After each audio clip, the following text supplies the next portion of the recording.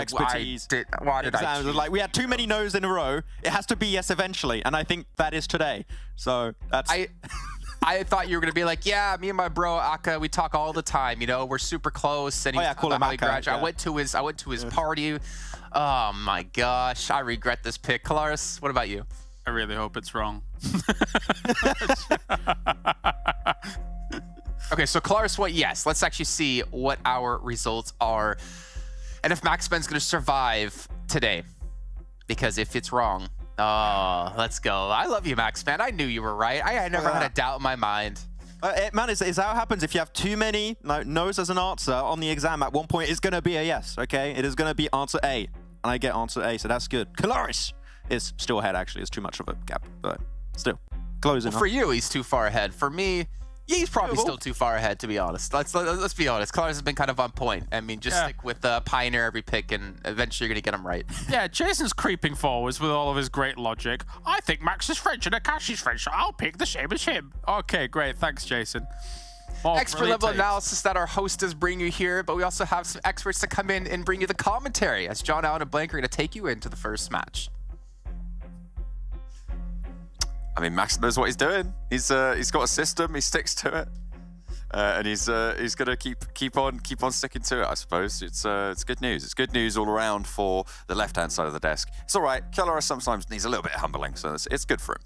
Yeah, just a little bit. I mean, Jason was pretty on point recently in terms of his predictions so far, John, which is always nice to see. I think for MaxMan, again, if we calculate this a little bit differently, John, if we had it in the case of, you know, you just had the points coming from where they finished in the podium, I think MaxMan would be pretty far ahead, maybe similarly in line with Kalaris, and maybe Jason would be a little further behind. By further behind, I mean way at the back of the queue. Maybe we should go back and actually do that. Run the actual numbers on it and see what would happen. On the stats. Yeah. On the stats. We'll get the calculators out in another scenario. But right now we're busy. We're heading over Erangel for the first time in Phase 3. There we are. So obviously we only had one day off. We're straight back into Phase 3. With no messing here over the Western Europe broadcast. We just want to get action all day long. And obviously heading into Erangel is the perfect place for it to happen. Fairly central playing path as well, which you could see. There you go, guys at home. You actually get to see the map, which is incredible. Oh. We love that. And I can kind of hold off on talking about rotations as much anymore. And hopefully you guys can see it. Unless you guys like rotations, in which case I'm happy to talk about them all day long. Talk about what you want. That's what I do. I know you do, but you know, someone also has to, you know, take care of what's going on in the game. Whoa, whoa, whoa. Just because I go on tangents. That's fine. You're the beautiful face, the beautiful voice of the broadcast. I'm just here to tell it how it is. And how is it?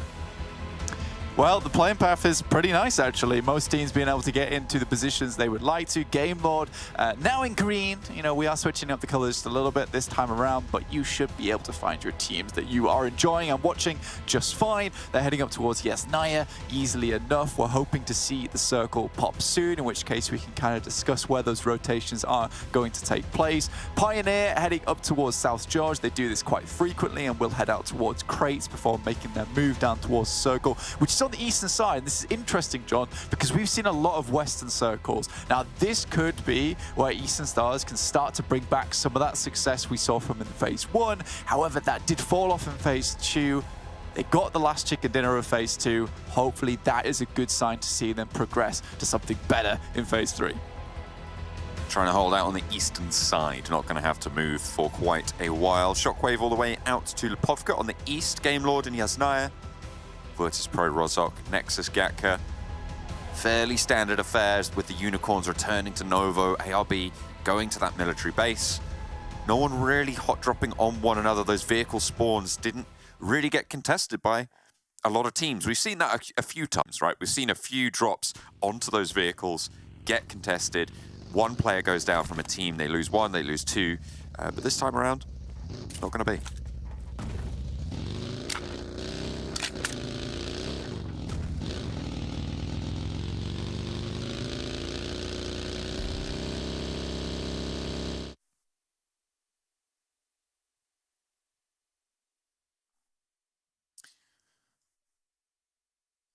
I think we've lost Blank temporarily. We'll hopefully get back as soon as possible. Are you back? Am I back? I don't know if I'm back. Maybe. I don't know. We'll wait for word. I can hear Blank, but I don't think the broadcast can hear Blank. But either way, we're still going to be plowing on through with this Erangel. Ruthless Esports playing in a central position, playing over in Pochinki. Hasn't really been contested in times when Ruthless have been in the lobby. We've seen a couple of 1 or 2 hot drops, I believe, when they haven't been. So really, they've just been allowed that central position. The difficulty with Pochinki is how fast you get out of it, right? Because those teams on the west, the east, they're going to be rotating past you and trying to find ground in front and making sure that they have that position there. And if you don't leave Pochinki fast enough, it can prove to be a little bit of a barrier. It can stop you from moving forwards and really cut off those rotational paths. I think we have Blank back. If I'm not mistaken. Yeah, there we go. My system apparently forcibly muted me, so whatever I was saying, it was not happy about it.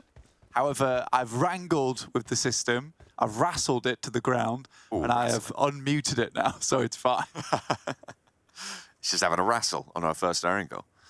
But again, no team's really super close by. At the moment, the team we're on board with XTEAM, who are probably the closest to another in 4 Romanian men, and QODEX, even further west of that, down by the Eastern Bridge.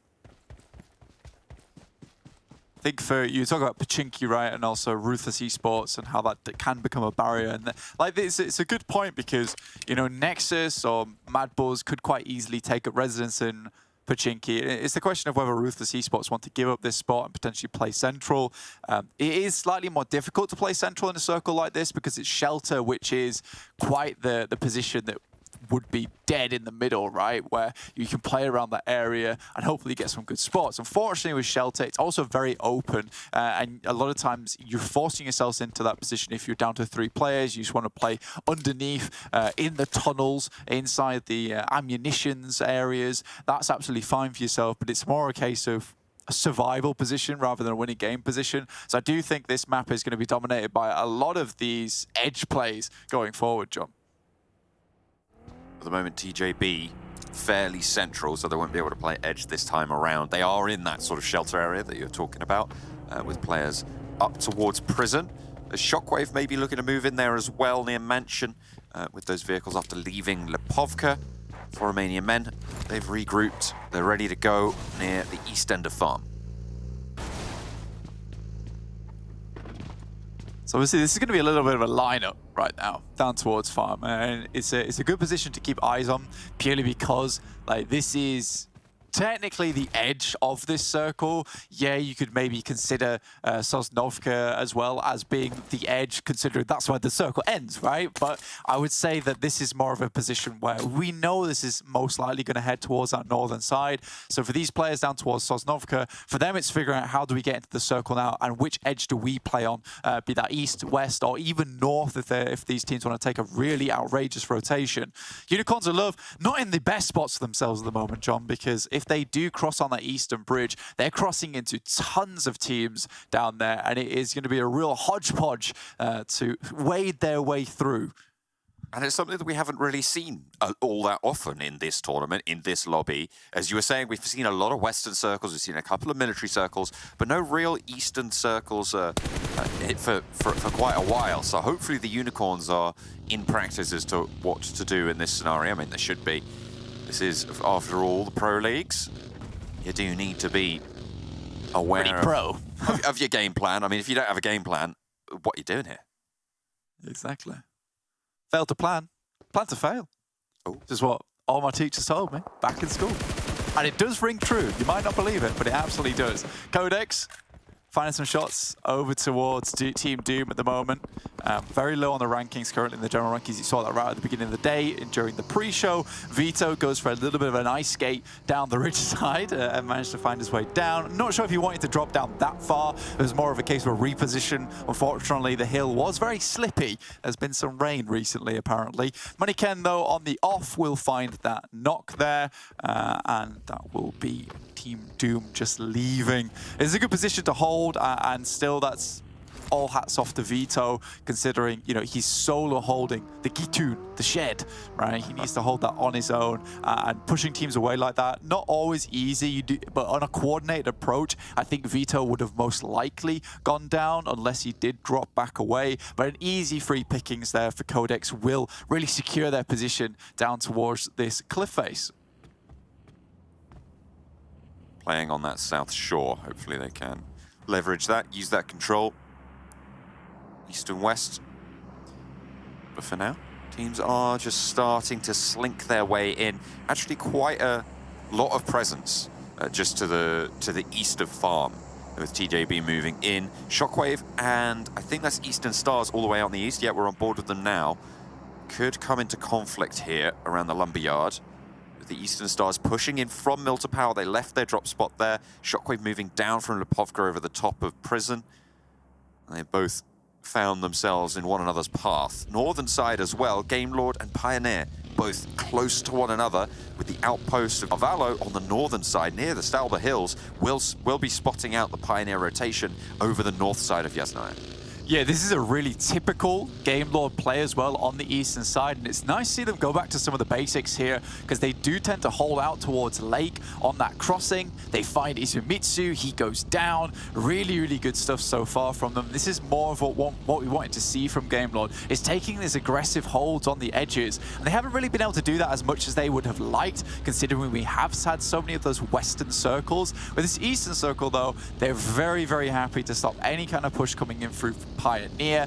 If Big was in the lobby, this something similar might have happened to them, but it would have been a bit more of a crunch. So I like the foresight from Game Lord, knowing there's realistically only one team coming over the top without Na'Vi being in the game, and that would be Pioneer in this situation. So I am pleased with what I'm seeing from Game Lord, and I think from what I'm seeing from Game Lord right now, it does speak to some volumes of success, considering it looks a lot like the Game Lord that I'm used to seeing. Ruthless Esports suffering in the hands of QODEX have been emanating a lot of threatening presence from that south shore right now in this game plan. Yeah. They've really been sort of putting the pressure on the teams around them. Team Doom obviously backed off. And now Ruthless losing players to them, and VIRTUS.PRO as well on this crash. This is not good news for the Ruthless gang. Salazar hops on in and will be shut down. Only the one knock over towards VP. And QODEX were in there as well. Yeah, I think this is not exactly the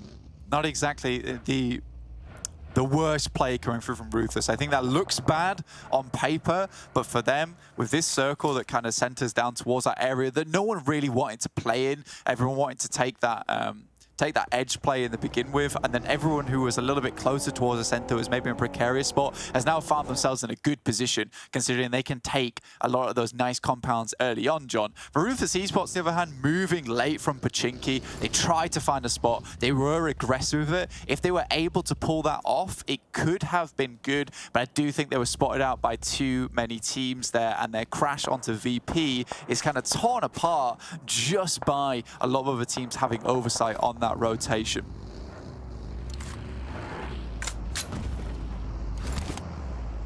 Death Machine on the northern side. Find a divot, but not much else. Scouting out towards compounds around. TJB will be, I believe they scouted TJB in this location. Death Machine, either way, you're going to let TJB know they're there. The vehicle's making that noise, rotating on the north side of them. Pioneer went all the way to the east coast blank. They've gone past Lipovka, the forward guard, the vanguard of the squad for Pioneer, now reaching MUERTE Power. And they'll play from the east side of the circle, probably looking to play edge. Similarly for Game Lord in the north on the edge. Yeah, moving down. Again, this is slightly strange to me that everyone would try and center up on MUERTE very, very quickly. We have seen multiple times now these MUERTE pushes where everyone gets very, very deep into MUERTE early on go quite badly for a lot of these teams. So that's something that needs to be maybe addressed, looked at here, John. If it's not a MUERTE circle, you are going to see it again. A lot of those teams getting torn up on the beach side, getting just pulled out of buildings as they try and hop out. And we are heading over towards that west. So again, a lot of these teams will have to move now, John. Yes.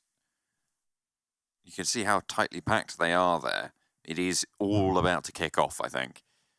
As all of those teams who have been trying to stay out one another's way will be forced to change their tune. Eastern Stars, you can see them setting up to reposition, to rotate. They are right on the eastern side of this circle, but they are right on the edge and potentially not to their favor.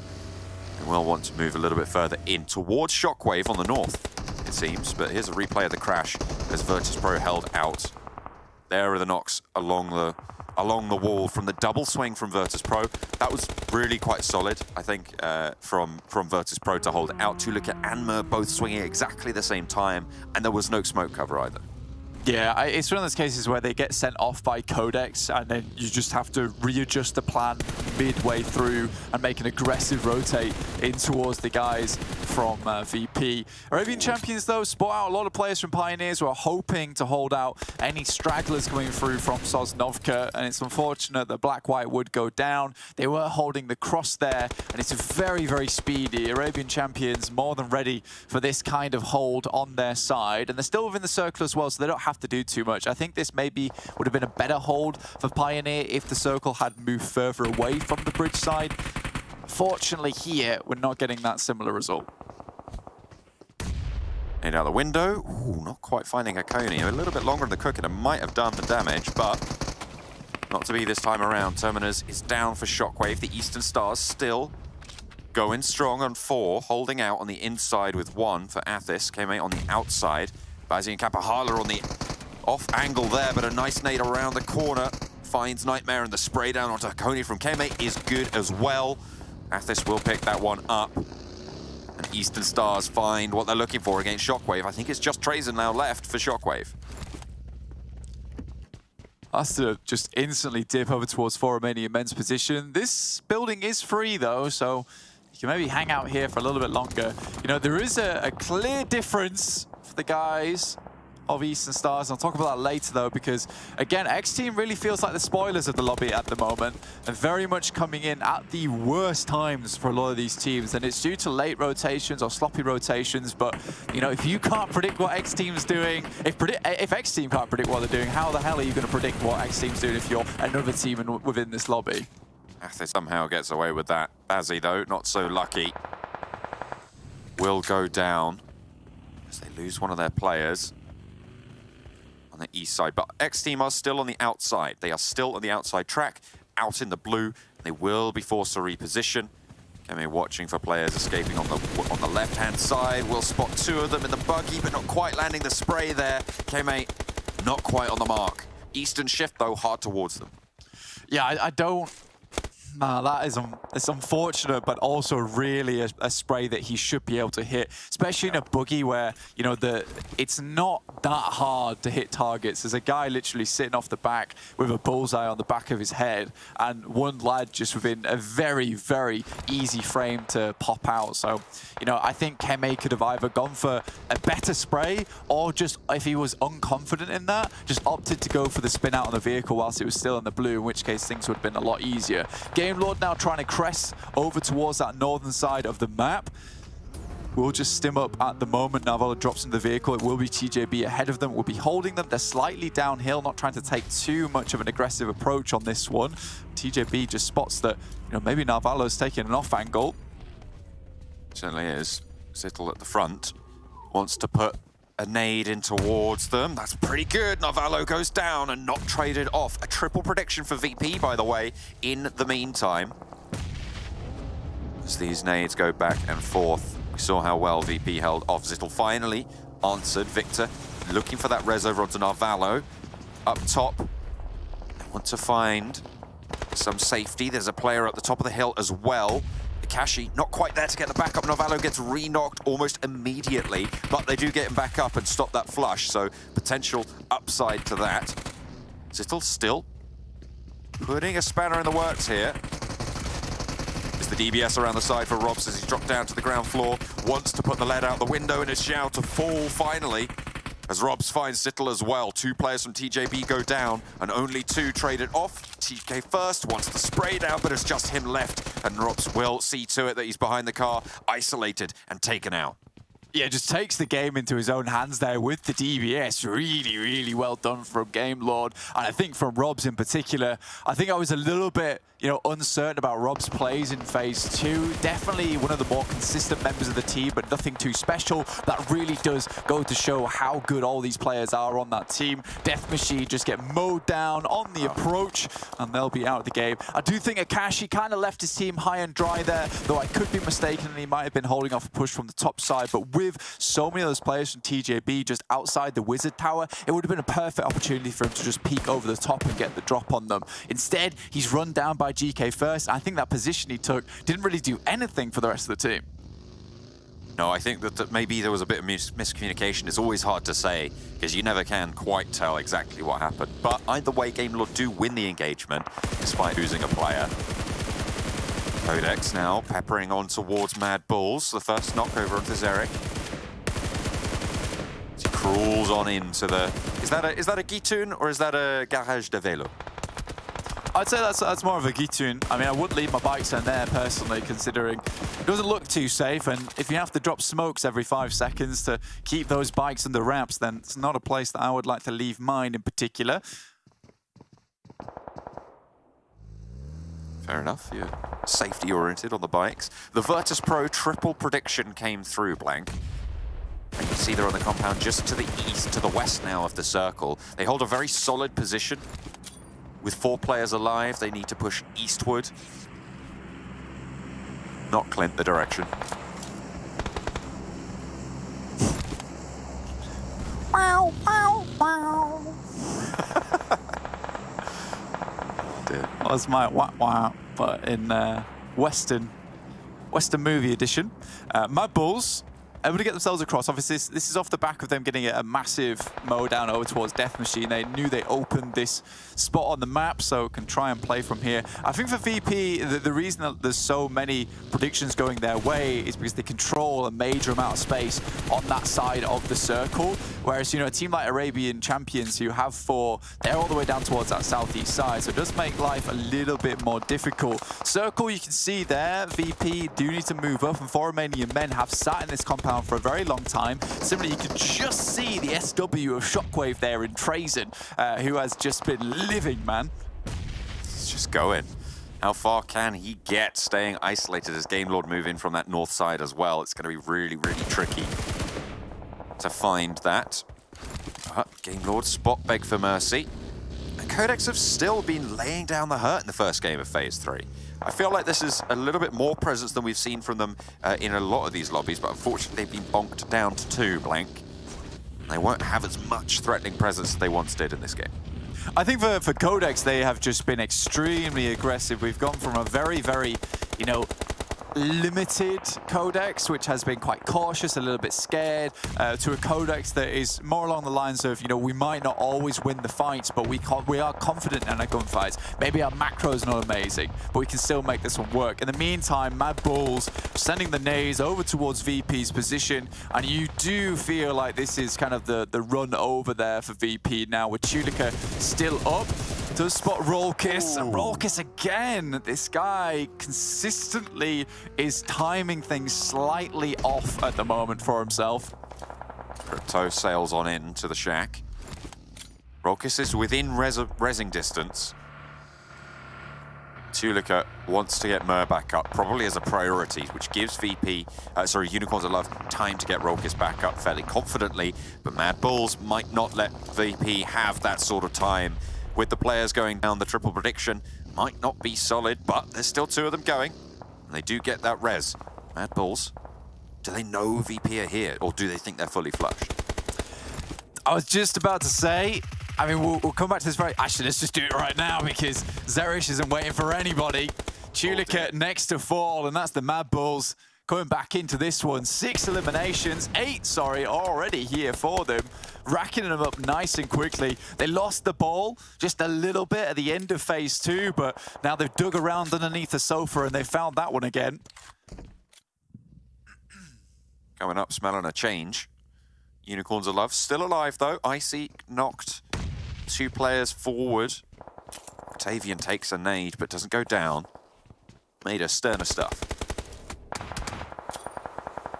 Hamo does have to drop out. This is a team that I was uncertain how far they'd make it, with them being kind of locked in by a lot of teams. Now, this is the circle I did want to talk about on the right side of your screen. Moves right up towards the northern side. This is one hell of a shift here. It does still support the guys from For Romania men. Unicorns of Love currently harassing their position, but it's Game Lord who still have a good spot here. Unfortunately, only down to 2 players in Robs and Victor, and it will be a tall task for them to continue this kind of carnage with only that amount of players. We have seen stranger things here in Western Europe, though, so I'm not counting them out as of yet.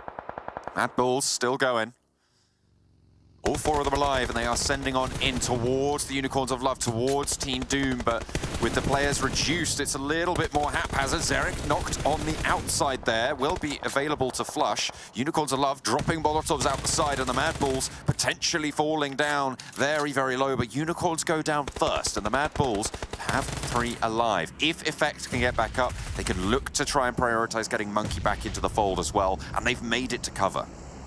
Yeah, For Romania men, I would personally try and push this one. There's so many smokes around this compound. Allowing a team like that with 3 get up in towards that spot is very, very dangerous. And now the rest of MADBULLS are starting to heal back up again, and they can continue to truck on forward. On the other hand, we have to talk about Eastern Stars, who are not quite out as of yet. So many compounds within this final circle to play around with, and it has allowed a lot of teams to get in, whereas For Romania men have to give up a lot of space. Now just Trazen and Eastern Stars are looking to finish off the job they started earlier.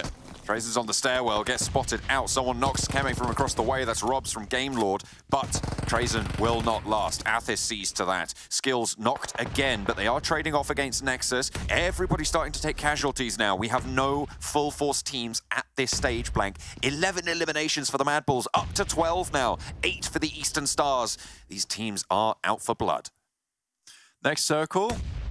See where it does head here, John, because Game Lord needed a miracle, and they will see the devil in that circle because it will not be coming their way. And the question is really how much time they have to pick Victor back up again and then get moving, because Kapahala now has information on that position, and the speed at which he dealt with Victor was absolutely monstrous there, John.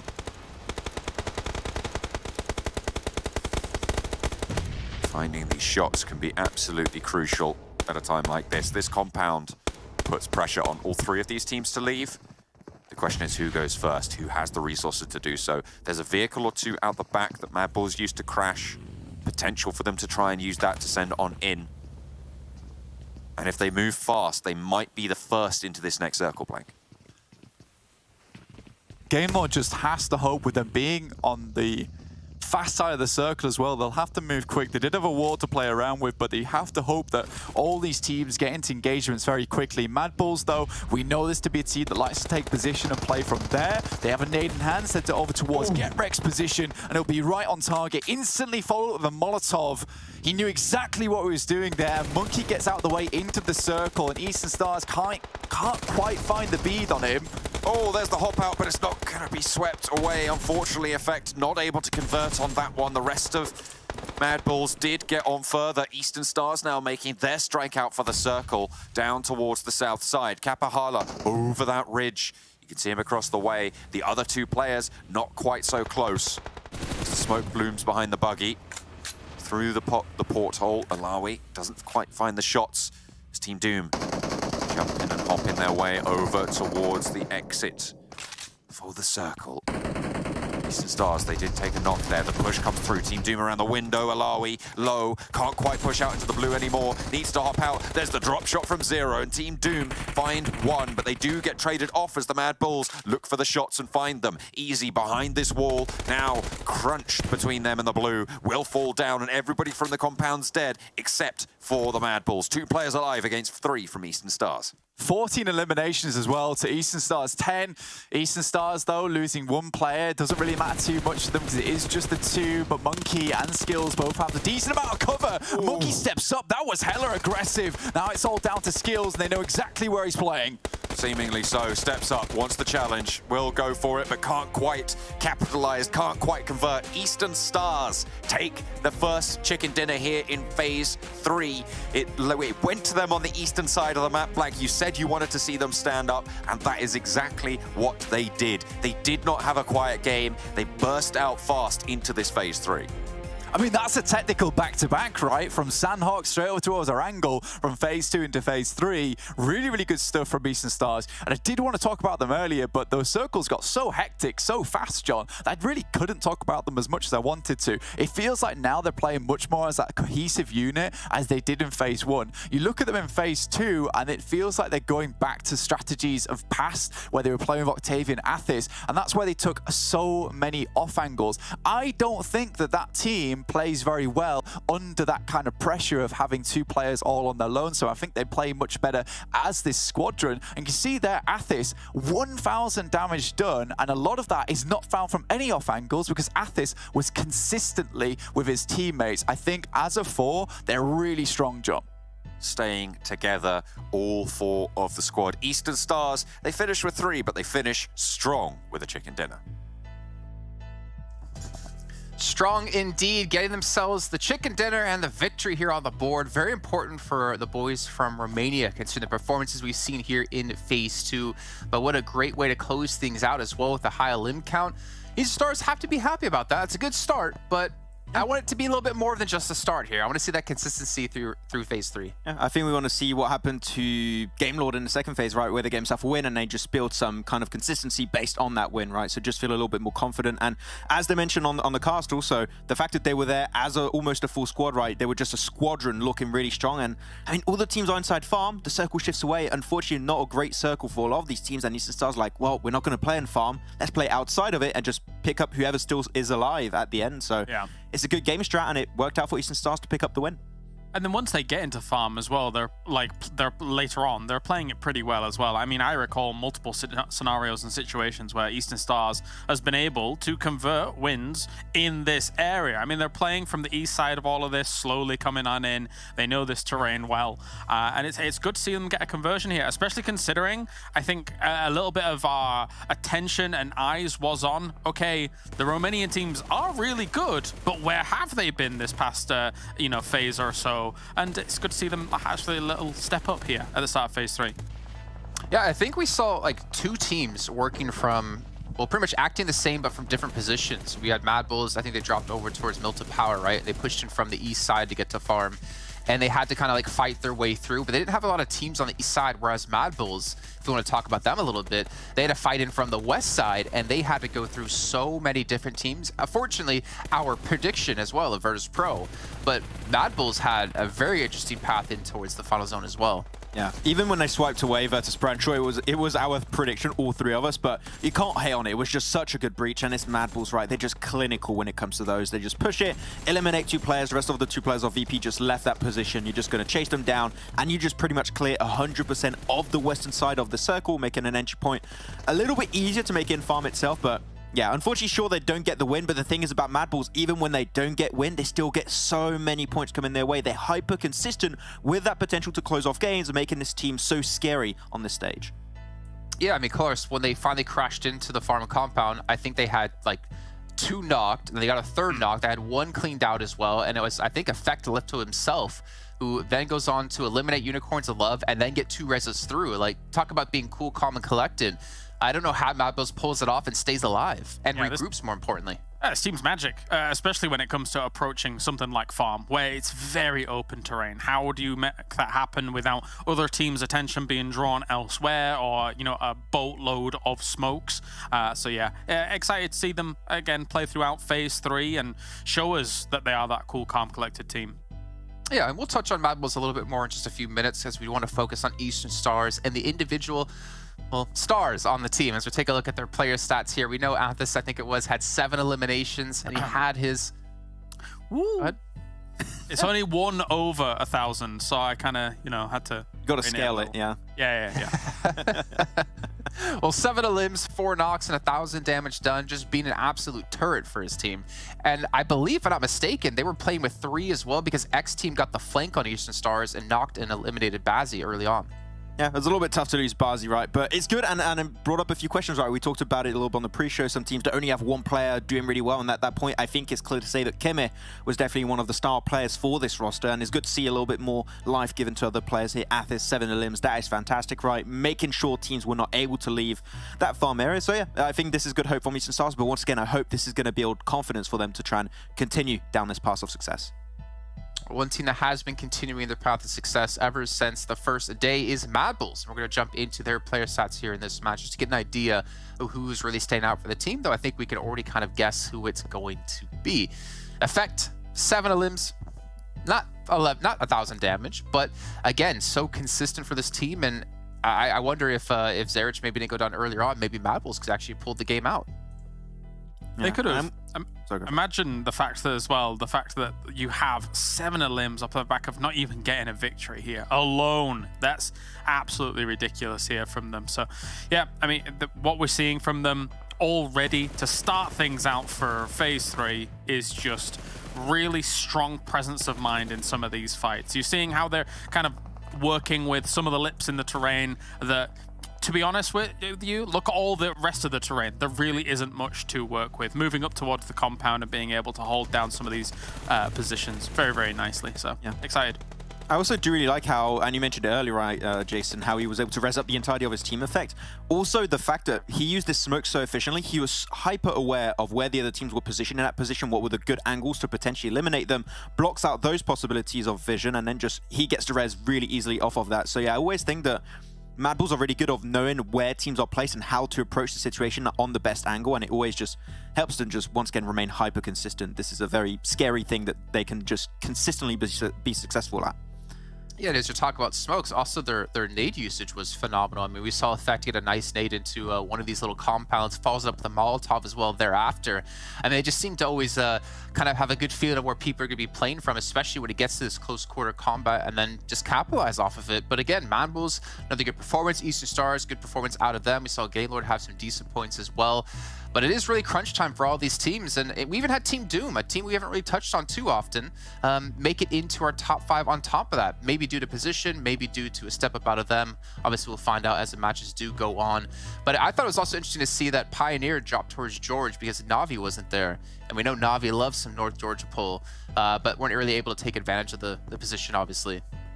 Yeah, a bit far, right? In terms of full rotation paths, not exactly the easiest thing to make work. I think overall, though, with how that would go, if Navi were actually playing here for Erangel, I think in general, the overall central potential for circles, it always gives them a nice route from North George. So yeah, we'll see how it goes later on. I think it's like pretty much your usual thing when you have a new phase starting, you've got these new groups, so you're maybe trying to like come up with new game plans, and you only had one day, so it's a bit tough to really try and prepare them beforehand. So either just like, hey, Navi's not here, let's just go for the spot. If it works out, maybe we can do it every time Navi's not in the lobby. So that could be a good long-term plan. I'm so looking forward to Sanhok, which will be our 3rd match of the day, as we do have Miramar coming up next. But it's time to head to our commentators, though, because the game is ready to go. Are you ready to go, John Allen Blink? Yeah, think so. You ready? Yeah, pretty ready. I'm good to go. Yeah, every time. Cool. It's all good. All right, should we? Miramar. Come on, let's just Yeah, Miramar. let's support my feed. Yeah, let's go to Miramar. Let's just drop in. It's fine. It's just sandy times. Fair enough. Yeah. Hopefully they've all been to shop before. They're all ready. They're all set up. They've got provisions. They got Sun screamed up. That's what they need. They've got their. Someone's bought a weird drink, and everyone's like, "Why have you got that?" And they're like, "I really like it." You know? Yeah. We could pull at us as well, like as the English broadcast, we go to anywhere hot, and then we all go to the same pharmacist, and we all buy a bottle of sun cream each. It was a queue of 3 of us. Yeah. Well, we should have just shared it. I don't know what we're doing, but yeah, that's hopefully what a lot of these teams will be doing, is sharing some of the load at the moment, because we are seeing a lot of these players stepping up individually. I think Effect is one of these guys that we have to talk about. I know the rest of his team is excellent, and they kind of play around his playstyle as well, which is just hyper aggressive, constantly looking for new positionings. I think that even when Zerish goes down easily, you're able to see a player like Monkey who's able to take up the role of Zerish and find a new anchor point from the circle. They're constantly covering for each other as they start to lose players. I think a lot of times you won't see that with other teams, and it's really the highest of the high caliber teams that are able to be like, right, we have lost this guy of the team. He does this extremely well. Who now can take up that mantle? And yeah, slowly you get down to one player and you have to kind of pick up all the slack, right? But when you're at 3 or 2, you suddenly have to play something very differently. I think MADBULLS are very good at doing that. Another team that's also excellent at doing that is Na'Vi, who's dropping into this game. We've seen multiple times where it's either Tixi and Matic or Meku, all able to do some amazing stuff. I think Kitsune, obviously a very, very smart cookie on the team as well, able to really call some good shots and also take some excellent angles when needs be. Unfortunately, it does seem to be Kitsune getting picked off fairly often, but as a scout, you know, it kind of can come through as just what happens. It's a occupational hazard, we'll call it that. Take Aim Gaming, Shockwave, both going out fairly north towards Torre Hamada, just to the north side of water treatment as well. Potential scuffle over some vehicles could be seen there. Picardo, let's take a look at who's dropping there. Looks like Ruthless Esports might be heading on in, but the circle pops out west towards El Pozo, towards Montenuevo. Yeah, not a lot of teams here either. MADBULLS immediately with a good spot here in El Pozo. This is happy days for them. Similarly, Na'Vi up towards La Cobreria can make their move down towards this position. Very much a flatter plane of existence down towards this area of the map. Yeah, if we have a hard shift down towards the south, we're playing back in those valleys again, and you do need some of the high ground, but if we drop over towards this western side, it's going to be a lot nicer for these teams to play on like equal footing. And it's not going to be a case of if you didn't get to the circle early, you are not necessarily going to have the best of games and have to pull a Na'Vi, in which case you are just battling through thick and thin and the bullets are coming your way and you have to patch up the vest with duct tape wherever you can. This time around, though, it might be a little bit easier, in which case everyone's going to battle with the same kind of equipment. Well, here's something interesting, Blank. Nobody's in Picardo.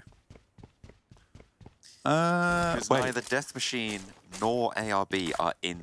Woo! So nobody dropped Picardo. Ruthless Esports are close by. I think they might poke their heads in if they spot that there's nobody there. But this is interesting. This is a new thing. We've seen someone in Picardo every single Miramar, and we've seen the fight between the two every single Miramar where they're both playing. And I imagine we'll see it later today, unless they decide to change things up. But nobody in this game is dropping Picardo. Yeah, I'm sorry, I had to pull a Moist Critical there, but mainly just because I am so happy about this situation. However, it does take a slightly interesting effect on the lobby, John, with these two teams not playing Picardo and not just ripping each other to shreds and having a massive argument over on that side.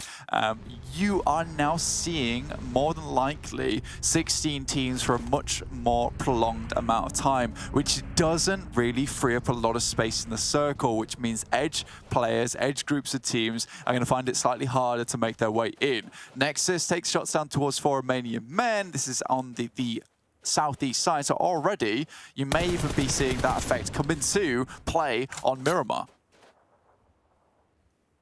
NEXUS on the south side of Los Leones. Spot 1 Romanian man. Malawi. We'll leave them at 3, fortunately, as the flush comes through. Feels like they might have been able to go for that res. They had vehicles. They probably had some cover. They might have had an opportunity to get res there, but for Romanian men, they just don't even want to bother. They want to secure their position instead, get some loot on board, start that looting phase, because Killer, you can see, basically nothing in this scenario.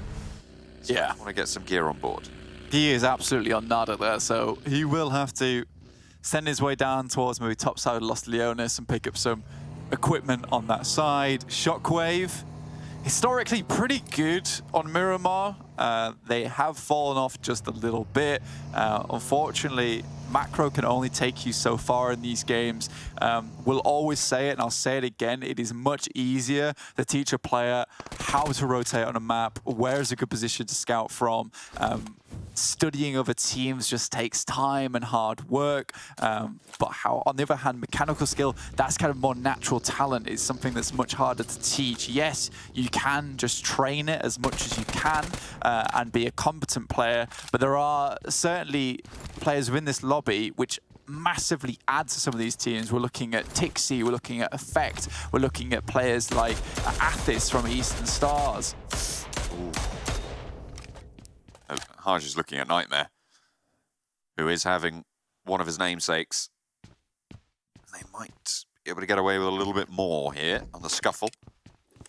All the way in the northeast, both of these teams, we said earlier, they dropped near to each other. They didn't really fight over the vehicles, but it seems like Cruz de Valle is under threat. Yeah, it's slightly problematic for them. Take Aim Gaming taking quite an aggressive approach here. They have caused problems for teams like Unicorns of Love up here before, considering Unicorns of Love would like to tend to take this western rotation outside of Torre Amara down towards La Copadilla, considering, you know, that Na'Vi would move quite early down towards the south side with a circle like this. For Take Aim Gaming, they're hot on the heels every single time. I would say Take Aim Gaming is a pretty aggressive team. They don't always have the gun skill to back that up, but they certainly do take the chances of a lot of it. You even see it over towards Sanhok. They're always gearing up for a fight down towards that southwest bridge that comes from the mountain. And I really do like that. Unfortunately, they haven't been able to find as much success as they would like in the Western European Fall tournament, and there are some teams that are quite far ahead of them right now. Let's check in with the current rankings, shall we, John? All right, let's take a check-in. What are you seeing on the current rankings? What's the what's the 4-1-1? I'm gonna stall a little bit here. Okay, all right, Still, that's fair. Oh, quite get the keys in the ignition. There we go, we've started up. MADBULLS on the general rankings right now, after that pretty damn good performance from the initial game, up to 580, now 50 points ahead of Pioneer. And Pioneer are really hoping to be the chasers this week, to potentially rip away that 20 points that you will get towards the finals from the overall general rankings. But MADBULLS very reluctant to let up that prize. Not going to give it up without a fight. 50 points is quite a lead.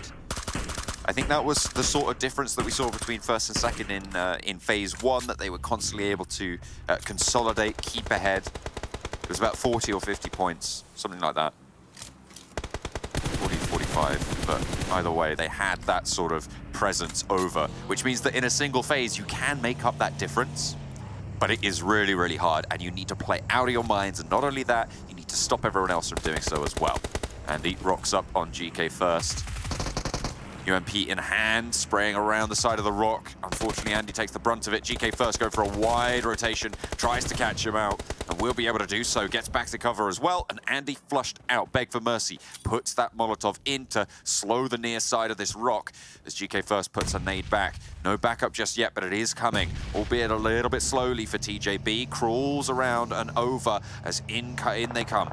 Backup has arrived, and GK first can take a little bit of a breather. Yeah, here's the rest of the crew flying into position. Your Lin, I believe that is Sittle on that side as well. He just swipe through and Beg for Mercy immediately has to reposition. Xiao there with him. Sittle now making his way into the engagement. Nades over the top. Beg for Mercy currently playing that frontman spot with the two players on the backside. GK first, while of information, but still steps up. I mean, I do just love the boldness of GK first. You know, he does things that you just never would expect to happen. Circle shift though, you see that on the top right side. We are not going to open ground. We're going over towards these high ground spots. Luckily for a lot of teams, they're already in position to make this one happen. The only other teams that kind of put out by this are 4 Romanian men and VP, who are still, you know, loitering around in Puerto Paraíso. So they've got a long way to go here, John. Teams on the northern side, Crater Fields occupied by Na'Vi. Take Aim Gaming potentially looking to swing in behind them. Could prove to be troublesome if Na'Vi aren't on the swivel. Shockwave on the northeast side as well. Going to be swinging down and potentially towards this engagement itself. Akoni you can see on the northeast side of this fight. rather have this scrap, to be honest. Oh. It's not an all-out fight. GK first out behind the tree. Big for Mercy doesn't land the spray. You know, I'm half expecting him to peek out from this tree now and insta-give Beg for Mercy. Oh, well, he's done half of it. Beg for Mercy is there. Lin doesn't spray down the hill. Instead, takes a back seat and lets Zittel do it. Beg for Mercy does go down out in the smoke. GK first now, far less suppressed. The rest of XTEAM still need to be worried. GK first repositions behind the tree devoid of leaves. I just don't understand how he makes that. And he's running across the road. Oh my God. Like, I genuinely feel bad for XTEAM because he's moving in ways that no one would ever expect you to. You know, he's playing right now like a Silver in Conqueror. You can't predict that type of movement. Did you just call him a Silver? He's playing like one. To be fair, you get caught out by those players all the time. You're like, surely he's not going to push this. There's no smokes available for him. Yet he does it anyway. And look, I'm not saying he is a Silver. I'm just saying he's employing some wacky tactics to really throw XTEAM off their game. And I feel like, you know, they absolutely have been there, getting the bus, and they're like, I don't want to mess with this guy anymore because he just does not make any sense in terms of skill, in terms of gunfighting, in terms of the things he does and when he does them. It's kind of horrible, right, as well, because it makes you feel like a bit of a donut. When that sort of thing happens to you, it's like, oh, how do we let him cross? Oh no, they've taken us. Oh, they've got the. Oh no, he spun the Miramar. He spun the Mirado round mid spray, and then Beckman's like, I have no more bullets left because I sprayed to the right side. SLR in hand for Zittel. Lands two shots to the head. They're nice. Nice shots being unleashed by the rest of TJB as well. They survive to fight another day on the northeast side of this next circle in a fairly solid spot.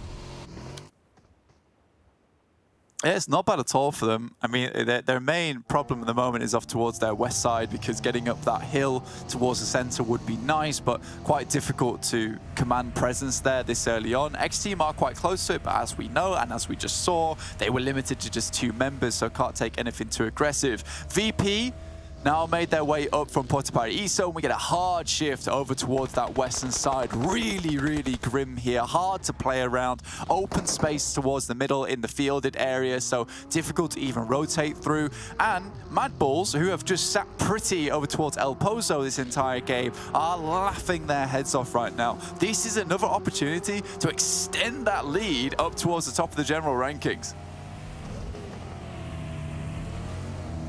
Big. Trying to get on those top rankings. At the moment in the overalls, they're sat 16th place. They're right on the bubble at this stage, are Big, in terms of being able to make it into the finals, which is the all-important position. 13 bonus points total, not ideal.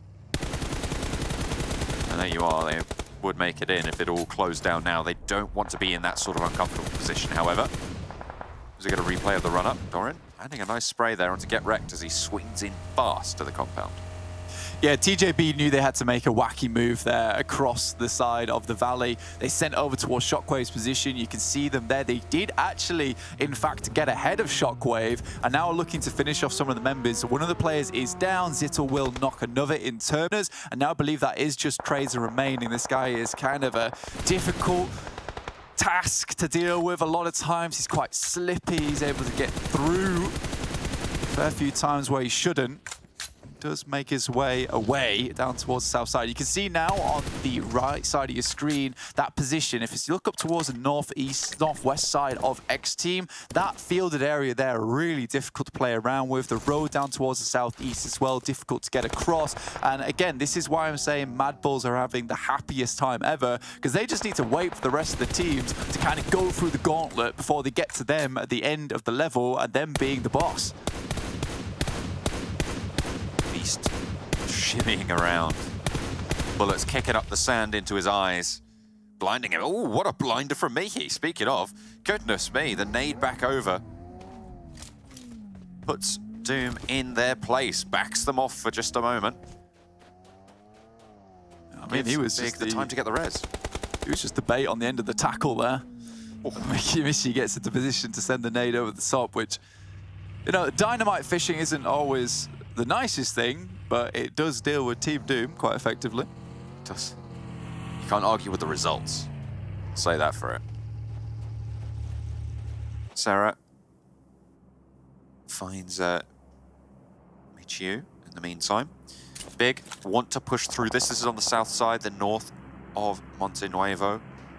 Isolating a team, taking them down to control your further push would be excellent, but we'll see how effectively they can make that happen. Circle shifts, and you can see it's right onto Pioneer and Ruthless in the middle. Yeah, so this is actually fairly decent for Ruthless, as well as Pioneer. As you mentioned, John, a lot of teams weren't in position to make this one happen. Everyone, you can see down towards Monte Nuevo, very cautious making that move up across the roads. It's quite, again, just flat plains ahead of them. The smoke's required. You're reluctant to leave compounds over in that spot. You might even see teams just not even bother to try and make up towards the high ground, in which case Ruthless Esports and Pioneer can play this one out. Last game on Miramar, though, we did see Ruthless Esports in one hell of a position, unable to close the game out because they were stalled for such a long amount of time. So I think if there's anything they have learnt from their previous match, will be that they need to deal with targets effectively and swiftly, or just not at all, and just leave them alone and move into a better spot. PNL cooking a nade towards the 4 Romanian men. Killer, potentially the target here, in through the window. Not going to find the damage though. Jumps up. Pulls another pin. Trying to spot an ankle. Trying to spot anything.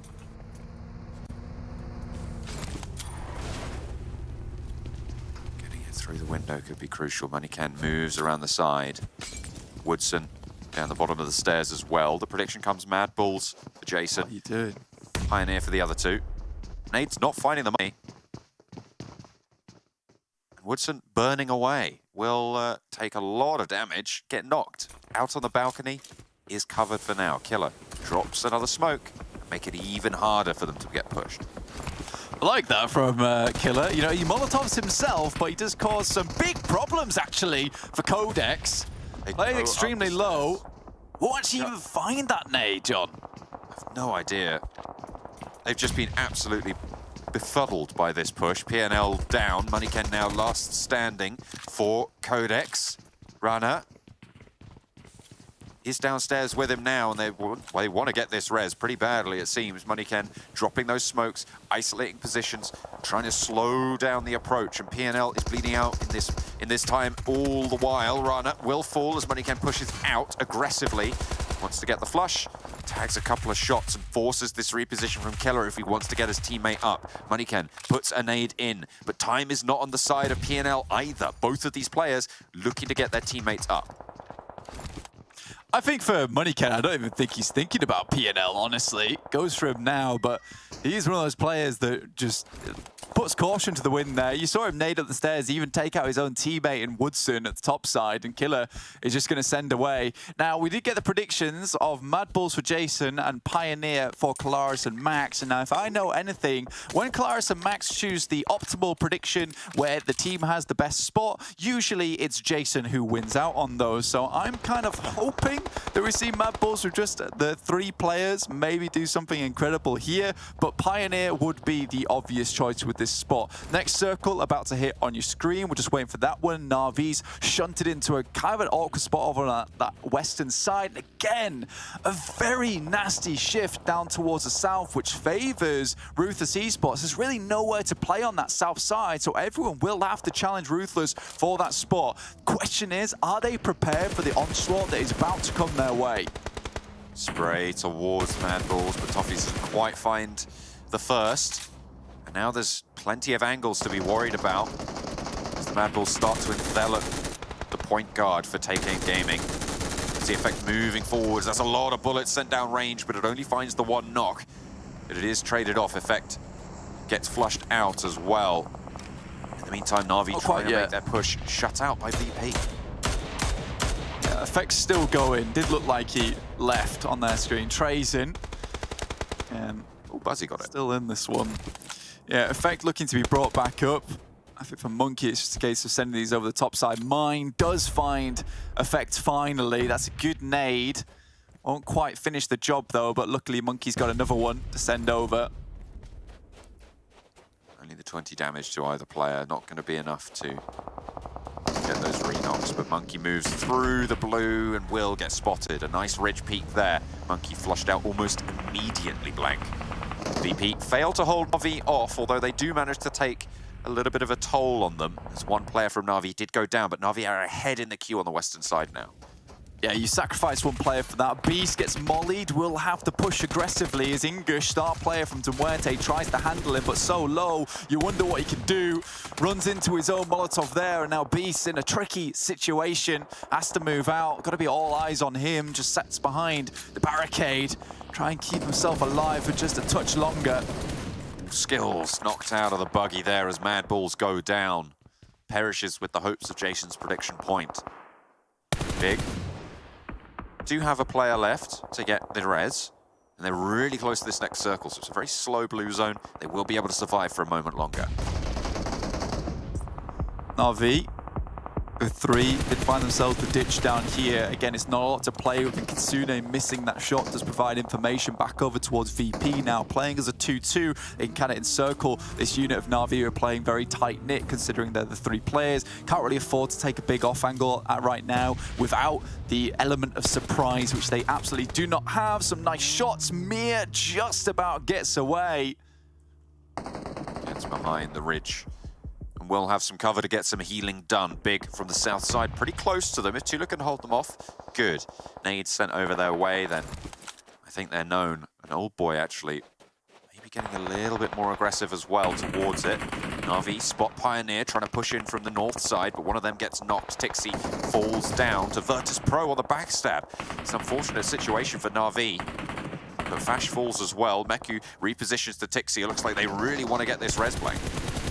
Yeah, flying across there, but Mir, he will get the bleed out on him, and Meku was just about to get that res. If they wanted any hope of maybe taking the victory here on Miramar, they desperately did need Tixi back up again with 2. It's going to be infinitely harder. You need the 4 to provide all those angles, especially on this open ground we were talking about earlier. Every team has to head towards the center, so many teams now taking shots down below. Ruthless Esports cutting up Take Aim Gaming. Happy goes down to Pioneer, will sift that one away. Eastern Stars, though, do find a knock over towards Ulysses. This is the 2 players, I believe, on the eastern side of the circle, still holding the little bit of high ground, still remaining within the circle, but so many teams now flying their way in. Pioneers, Ruthless Esports, Take Aim Gaming, all down that way. Pioneer actually just sent themselves all the way into the front of this fight between Ruthless and Take Aim Gaming. Na'Vi still being guarded out by VIRTUS.PRO. They let them get ahead, sure, but they put them into the cauldron. They're giving it a mix now. Kitsune all the way into the center of the circle. Na'Vi trying to survive as long as possible. I think spotted out by a couple. Pioneer trying to slow down this fight. Eastern Stars want to swing in ahead of them and put pressure on that way. Yeah, MUERTE surviving a surprising amount of time after their engagement between them and Big. Take Aim Gaming, though, Jesus, with 8 eliminations so far. Nade is so close. A single tick from the blue will take him down, so you have to be careful about that. Salazar still in the building, holding very quietly, trying to be as silent as possible, but now will move out. Tries to get some knocks in, but the blue still pushing him. Has to move out the window, and it's curtains for him. Pushing up as well as Pioneer. They hear some fighting going on across the way and they want a part of it. Black-White backs up all the way as Havlik gets knocked as well. Pioneer laid low. Kitsune chiming into the fight as well. Finds Take Aim Gaming, and it's absolutely curtains on the northern side for everybody trying to push on in. Na'Vi with Kitsune still holding out as Dadev and the rest of MUERTE moving forwards now to slow down VIRTUS.PRO, stopping them from taking the fight. Yeah, Kitsune was able to glide in with the buggy behind the loot crate, so actually able to find himself a pretty decent position. That nade might be able to get through the window or down towards Striker's spot. Looking to pick up some more eliminations on the game. Tulika actually looking fairly strong in this game. Him and Mir have been doing a lot. Tulika really has fallen off a little bit from Phase 1, and in Phase 2 is kind of non-existent. A lot of the pressure been put towards Yankee and Old Boy. Looking to step back up again. Beautiful Molotov. That is desperate days for MUERTE. VIRTUS.PRO, they learned about the Molotovs previously on Miramar. Seems like they have dished out a taste of the medicine that they so humbly had to swallow previously. Na'Vi, with their solo still going. 2 players for Pioneer, 2 for Eastern Stars, but VIRTUS.PRO on the south with 4. Yeah, I think that we really need to look where this circle goes, and it is just slightly in front of VIRTUS.PRO. If it headed any up towards Eastern Stars, they would have held with Pioneer and almost formed the 4-man unit of their own. Being in the open does cause a little bit of panic here for VP because they know they can be exposed from a lot of different angles. Bazzi just tries to keep the guys from Pioneers at bay, would like to not lose out on a 3rd place finish here with Kitsune right in the middle, still towards the blue itself. The circle. Uh-oh. Both of the Eastern Stars crashing on forwards. 1 out, 2 down. Not entirely sure what you wanted to achieve with that, but that allows Pioneer to move forwards to Na'Vi's position. Havlik spots it. He's going to go for the spray, and Kitsune, yeah, you're done for. Now Pioneer, now one of the 2 teams remaining. VIRTUS.PRO with 4 alive, well, 3 alive still as Mir goes down. Havlik looking to put some shots in as well. They have the high ground. Yeah, Kitsune was able to flush out Mir in breakneck speed there. Now Pioneer with a chance in this game, a difficult task ahead of them. It will be difficult to complete. They do get some refreshes on nades, etc. potentially, but Havlik, no utility as of yet found. Some stims maybe, but that's about it. See Chulika with a Molotov, no smokes, grenades. I think the smokes for Pioneer that they were desperately looking for. And now they have to do something with just the guns in their hands. Black White tries to reposition in the vehicle, but gets sprayed down for the trouble. Really low. Gets to cover, though. How? Not entirely sure. That's a very good question. VIRTUS.PRO dropped the ball a little bit. That's the last first aid for Black White, though. Oh, it picks up 2 more. Never mind. That was a HE as well. Havlik trying to spray through the smoke here. Not quite in nade distance. It's a little bit far for them. Chulika's going to try and go for it. A long one over the top. They are both in a similar spot here. That nade's right on target. And it will finish it off. Lickety split.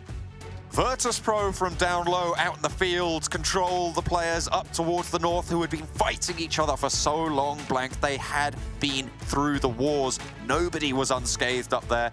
And instead, they were taken down in numbers. They didn't have the presence that they needed to take on VIRTUS.PRO, who remained as 4 until the very end. Yeah, I mean, it wasn't easy for VIRTUS.PRO either. They were like pinched on either side by Na'Vi as well as Pioneer early on in that engagement and were able to hold out all on their lonesome. And I think it really did. It was really pivotal that they remained as 4 there. They were very cautious. They didn't want to lose players. Chulika, Mia doing some really good job there. And Old Boy obviously finishing out with a really, really nice nade over the top side. I think they should be proud of themselves because I don't think that was an easy game to finish out on. No, it was a solid performance. And again, that's the second time we've seen that kind of performance take home a chicken dinner here in Phase 3. After the Eastern Stars chicken dinner in game number 1 that they played fairly solidly for. This, I feel, maybe a little bit harder fought, as you kind of highlighted there, but absolutely great to see the phase kicking off like this. Again, it's still really, really difficult for a lot of these teams who had extremely potent positioning within that circle. There was a lot of really massive priority spots within that circle that Pioneer held, Ruthless Esports held, but the circle was all over the place. It was so difficult to predict, and really in those situations, a team that does succeed there is a team that's playing edge and has the most members, and in this case, it was VIRTUS.PRO who was able to clean it up. I will say one thing is that I was a little bit disappointed in the push coming through from Eastern Stars. I feel like that could have been executed a little bit better. They had the high ground to mess around with as well, so I don't think they had to full send in the vehicle. Surely they had information on that with the bullets that were being sent through from Pioneer. I don't know, man. It wasn't my favorite. I'll put it that way. Well, might not be in your favorite, but VIRTUS.PRO do take home the chicken dinner anyway. They are going to be able to claim that glory for themselves here on Miramar. We're going to go to a short break. Don't go anywhere.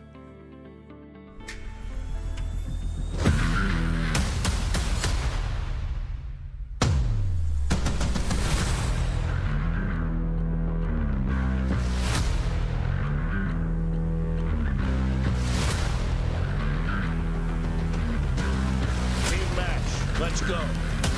Get ready. Phase C has been activated.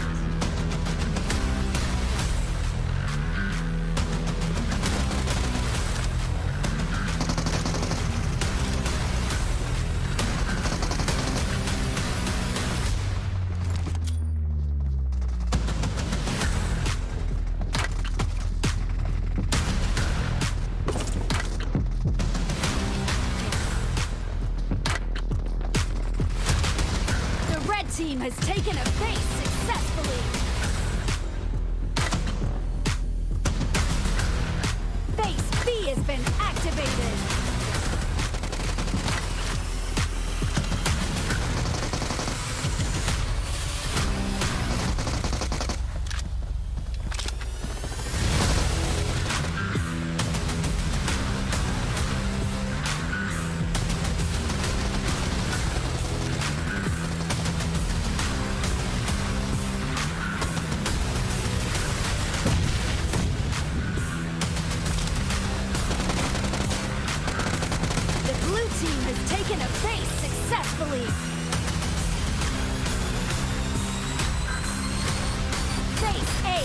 Activated.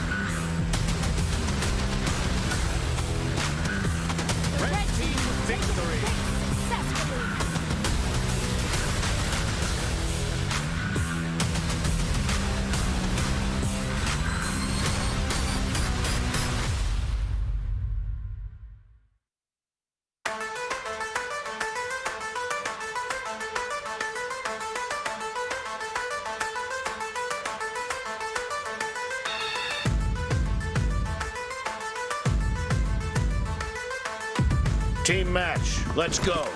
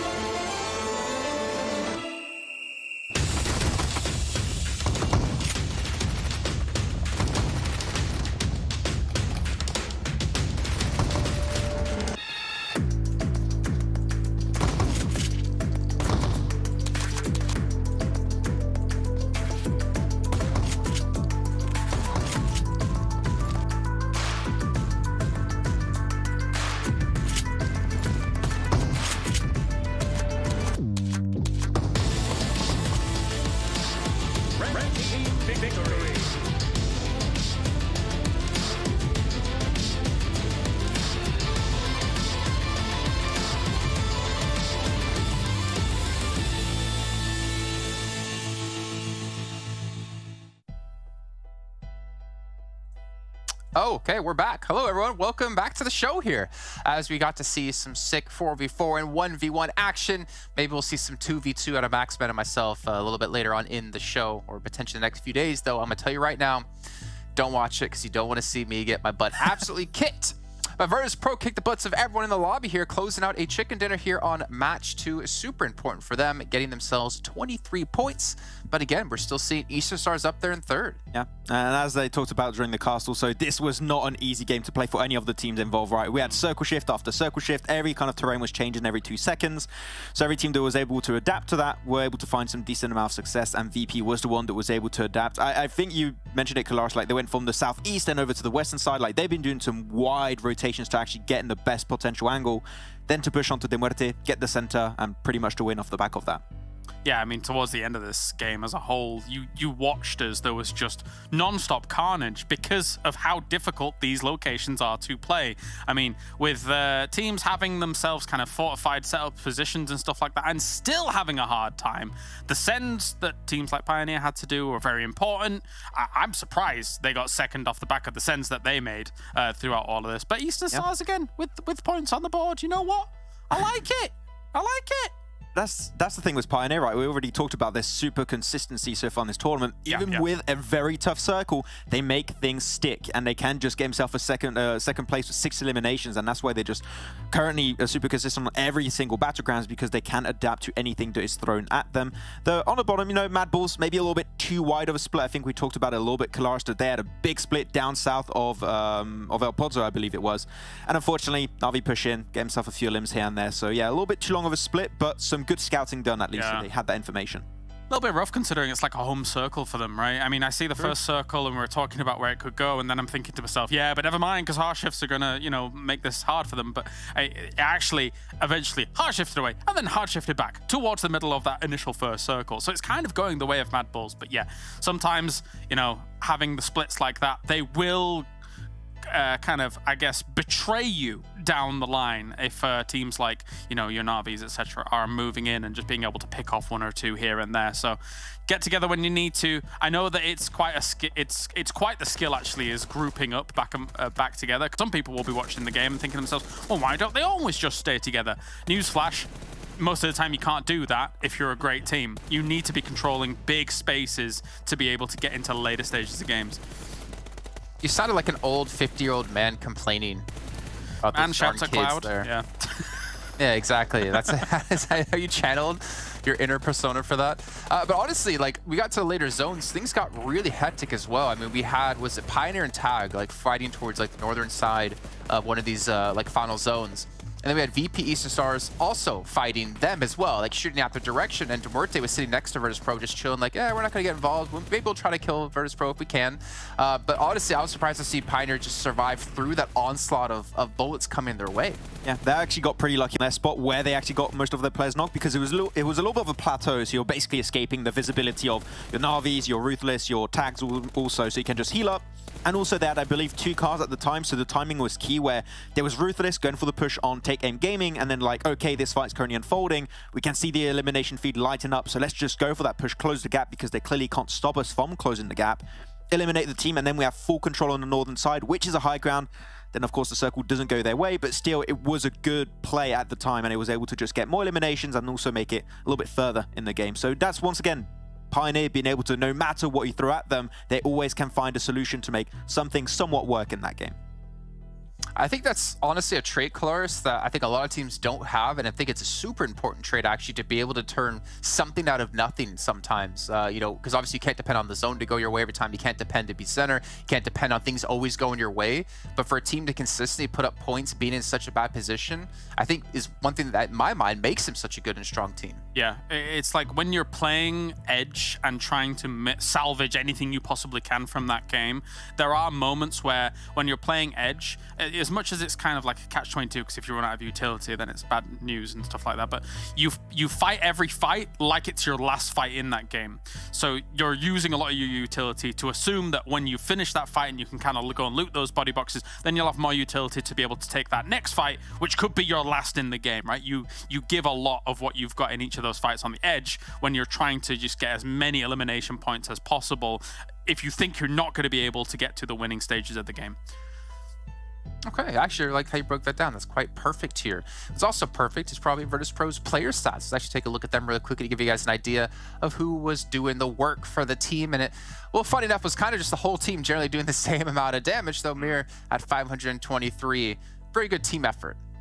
Yeah, Old Boy just clutching things out versus Big at one point. I think he got like 3 of those eliminations on Big at one point, so he's still just clearing solo. But as you said, we wanted to see maybe a little bit more team step up around him. Tulik has definitely been doing that for a long period of time, but I think Mir has been, you know, a bit more silent if you compare to like Tulik, Yankee, and especially Old Boy, right? I think Mir's the player that I wanted to see a little bit more of, so good to see him have a little bit of an impact on this game and being the top damage dealer of the team this game. Yeah, it wasn't the loudest game for VP, right? Considering how all this game went down, but I would compare, if you looked at probably overall damage numbers from this game, it would probably look very Sanhok-esque because of the way in which that terrain does work out south of El Pozo, south of that kind of farm field that is near El Pozo as well as a whole, because there's really not that much terrain to actually work with from there. So even VIRTUS.PRO's move towards a win was very cautious, very timid. You saw as they're trying to move up onto that little kind of haystack area with the little Gitun, the shed there as well. Very slow and patient wins them the race here. Yeah. Also, Mir's got 6 tattoos. That's it. That's my last point. Great. Max with his always hard-hitting analysis here. Let's head over to our commentators, though, to kick off. Actually, no, we're not going to do that because I can't hear anything. We're going to do some social media, guys, at home. You guys can tweet to us with what you guys are, or how you're watching PMPL Western Europe with the hashtag PMPLWU. And I believe we actually do have one to show you. Max, handpick through the plethora of submissions we have. Yeah, Max, we got chosen this one. We got so many. It was really hard to decide, Jason, which one I was going to pick. But this one was nice because, I mean, in absolute darkness. I think he forgot to pay his electricity bill. I'm not going to lie. Is that in the void of space? Yeah, I think so, yeah. What's happening there? Wait, forgot to pay his electricity bill, but was still able to watch on a device that required power. Just ignore Max's logic. It's useless. I know. He was on a bike and Hey, he's just but like... I'm sure the person who submitted it had great tattoos, though. You know who also has great tattoos? Your boy Blake. But John Allen is also there on the side. Hey, I don't know if you caught that, Blank, but also that was a rare photo of us on that for the watch video, right? For the watch along. It was both of us. It was both of us. We were chilling there. It was a good time. I'm glad that he's enjoying the show. You know, you can put the lights off. A romantic evening with John and Blank. That's what it's all about. We're here for it. Put some candles on, man. I am here for you, man. That watches in the dark, in space. That's all Keep about. those rose petals to yourself, mate. No, mate, I'm loving it. I'm having it. This is the best time ever. I'm glad someone enjoys the show just as much as we do here on the broadcast. We are having a playing path all the way from the southwest side up towards Camp Bravo, so Unicorns of Love should be able to get out towards Tapmock rather easily without too much trouble for themselves. Not really much trouble for anyone here. VIRTUS.PRO not playing, Team Doom, TJB, or Shockwave, so they're not going to have some weird splits from TJB down from Paradise Resort towards Barnside. Overall, happy days. And the 777 comes through there. It's 7. He's gaming. 7 World's gaming. Oh, goodness me. I didn't realize it was coming over to Europe this early. It's not time for the regions to meet. Not just yet. Blank. Oh, you got me excited there. And now I feel sad that we don't have 7 with us. I just want to see him again one more time, please. I saw him recently, but I need to see him again. It's been a long time. I've got some good photos for him actually that I haven't posted yet, so maybe I'll grace the old Instagram with some 7 pictures later. 374 meters on the longest limb. Jesus, that's a long shot. I mean, we have a lot of long shots there. In fact, I think I think it was like 324 being our max for a longest time in phase 1, but already some of these lads blowing out the water just off the side of Miramar. Wadea and Vito, it's time. Oh, ARB with another early fight. This time around, though, Wadea is able to win the cave duel. And he is King Caveman. Yeah, I like that. I mean, sad for Vito there. He was like, ho, you're approaching me, huh? And Wadea was like, yeah, if I don't get closer to you, I can't get the elimination points out of you. JoJo reference. That was a little JoJo reference right there. Oh, no way.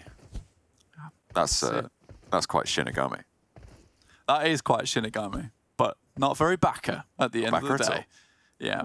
I think anyone who watches this show, if you're an anime fan, you are either getting some good stuff or some bad stuff. Gonzo, fortunately, he is definitely getting the bad stuff there. Gets eliminated almost instantaneously down towards the south side. Precarious spot that he found himself in. Unfortunate there. Is that a shark tail on the back of that skin? What am I looking at? I don't know. It's a tiny little... It looks... A little summit, yeah. It looks vestigial at best. Yeah, I'm not sure about that. Didn't like that. Death Machine, chilling off towards that eastern side. They got 2 players down towards Barn as well as Camp Bravo. Luckily, TJB isn't here to spoil the day. MUERTE do take a knock over towards one of their players.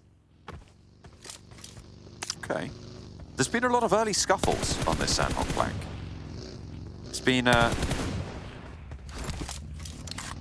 quite a lot of early knocks, early flushes. I mean, we've already seen 2 go down and a 3rd knock over to MUERTE. The teams are quite close by to one another in quite a lot of areas of the map. The central area, I think, is notably quite empty right now, Blank. Yeah, very barren at the moment. So we're waiting for a cataclysmic event to change that in the future, which should be coming. right after the wrath of Pioneer as they move through from that western side jump.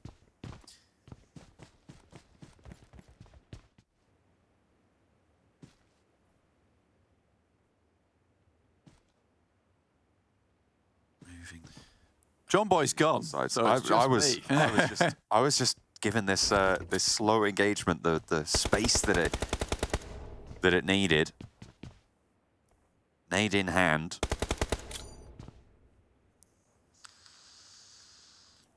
I don't know if he's prepared, but Jamaz repositions in time. Around the side of the window, Ingush, one of the star players from the MUERTE. We highlighted him yesterday, now in a fight against Jamaz. Of course, ARB winning out the caveman fight, but unfortunately, against the MUERTE, they fall a little bit short, losing Jamaz. I like that from Striker, just pulls an Angelina Jolie and curves that bullet around the wall. Was not prepared for that one at all. And now, just gets back into cover. For MUERTE, this is down towards the south side, to the east of Sami. No TJB, no other nasty little healer teams down here either, so MUERTE is happy to pick this one up with Dadaev. And you know, I think MUERTE is the first team in many a moon that I have been okay with being a healer team. Why is that? Because they play a very similar strategy to Nigma Galaxy. I feel like you see a lot of teams that play heal on Sanhok in the past that just weren't getting points elsewhere, and Sanhok was kind of the last hope for them, really, in terms of getting those points to get into the finals. However, MUERTE is generally very aggressive on Sanhok, and they claim Sami. They don't let anyone come near it, and then when they go in towards the circles later, you know, you leave your boy Dadaev behind to heal, and then they get in, they get stuck in, and they do the damage, they dish it out, and they get a lot of teams wounded and in critical condition, in which case Dadaev can ladder up quicker. I think that is the way to play it. It's not a case of just dipping out of Sanhok and sitting in Sami all game. I have to... That's shots fired right there, by the way. That is real big shots fired. I'm keeping my head down. I don't want to catch any of that flack. I should do. I've got an M249 here. I've got 150 bullets in the mag. I can go for days. Whoa! They're coming overhead. Tap, that is. If you tap with a rate of 1 per hour, then you have 150 hours. That's right. That's exactly right. NEXUS holding out on the top of the ridgeline near Take Aim Gaming. Getting some scouting information. Not really peeking too far over the bottom of the hill, so maybe not spotting Take Aim Gaming just yet. The other teams around them will have to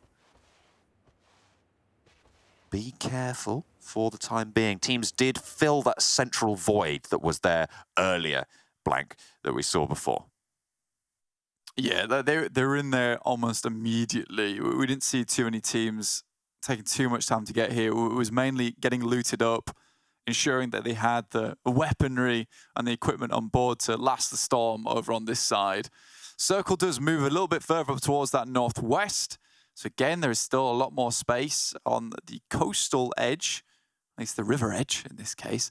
There's a fair few compounds that teams could pick up on. And with Eastern Stars not crossing early and Game Lord out of the way, I think Unicorns of Love could make this Western approach. I do always feel sorry for Unicorns of Love because they don't really have the information gain as much as that they would like. They sent Gonzo down first this time around to try and pick up some of that, but it was immediately spotted by MADBULLS. So he's gone, and now they have to almost take a coin flip, or at least an educated guess if they've studied the VOD, whether they head down towards the west or down towards the east. Now they should see that the Game Lord are moving quicker than before, so the western path will be safer for them. MADBULLS with angles on towards Game Lord. Pioneer as well. They're going to be the ones to find those flushes. There you go. Now the team's trying to find those compounds. I was just about to talk about QODEX and Death Machine. It feels like these two teams are probably the two teams most likely in this central clump to go for one another right now. You see QODEX spotting players, moving, and Modi tries to get out the back there in the vehicle, and the spray does not follow him. PNL backs up instead. That's an over-optimistic shot, in my opinion. I think he was caught off guard. He assumed that the player would stop, pick up NASA, and then move across on the side. Instead, Hamodi just instantly sends through, and Ultra finds the pick over towards PNL. So I would say that is a pretty abysmal start for QODEX there.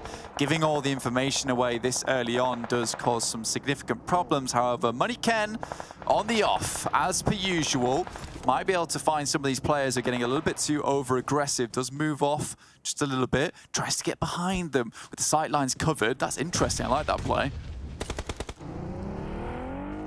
Backing it up. QODEX down to 2 though, so their power very, very hampered. You can see the regroup coming through from Death Machine towards Woodson's position. MUERTE healing up. Maybe looking to come back into this one, but left alone now. There's no way you get your teammates back up. Felt like QODEX moved up to this compound, had a clean couple of shots onto a few of the players, and then just all died. I'm not entirely sure what happened. Yeah, again, I would definitely say it was in part to PNL's beginning of that fight with just some missed sprays, and obviously I think it was Wadea earlier from Arabian Champions picking up Vito within Cave in their little engagement down there, and then Death Machine instantly pushed on that single knock, so they really weren't messing around. Death Machine not able to get too far, and a lot of Sanhoks with many teams around them, including TJB, kind of starting out their games very poorly for themselves. They have switched things up slightly, sending an additional player up towards the northeast with them. Eastern Stars being hampered by Big. However, some great shots been sent back their way, John. Beast raining down the bullets to the players moving around them. Eastern Stars with a really, really solid start to the day for the first 2 games, but came in now last standing. That nade just a little bit long. It's really hard to land those nades exactly when you're playing over a bulge like this, but the re-knock over onto Mazzaro is good. Beast is low. The reposition from Miki, and he should have spotted that on his left. Will be aware of it. Looks for the challenge, and K-Make is not up to it. Now the reses can come through, and Big stay up as 4 against Eastern Stars, who have started off very, very well, but with that turn of events, no points on the game. They're going to be brought back down to earth. Could have maybe seen something very different happen there, because you saw the idea in Keme's head, and I think it's the correct idea as well. He tosses it slightly uphill, so the nade will hit off the ridge and then bounce back down onto the rock. Difficult sending those grenades uphill in the first place with the rolls, but he predicts the roll, tries to go for it anyway, but it just zips a little bit too far over the top. The second is on target, but if that initial one hit, you're looking at maybe 2 knocks and a ton of damage over towards Mickey, and with Sway trying to still regroup with the team, doesn't get there in time. Maybe Keme is able to get 2 players back up again, and you have a very, very different approach to that engagement. So just unfortunate for Keme that he doesn't hit the initial grenade, because that could have been the change that they needed. However, Big do hold strong. Slightly interesting play there coming through from Big, considering they moved towards that north side and then down towards where Eastern Stars usually play. But I kind of expected Eastern Stars to move across the water much earlier here, John. ARB lose 2 knocks towards Nexus, holding out Painan. Well, not in Painan, they're holding on the compound just to the north of it. ARB trying to leave, gets shut down very, very quickly. A nice flash onto Wadea there. Now ARB just on the one. Hamo seeing his teammate crawling across the open ground.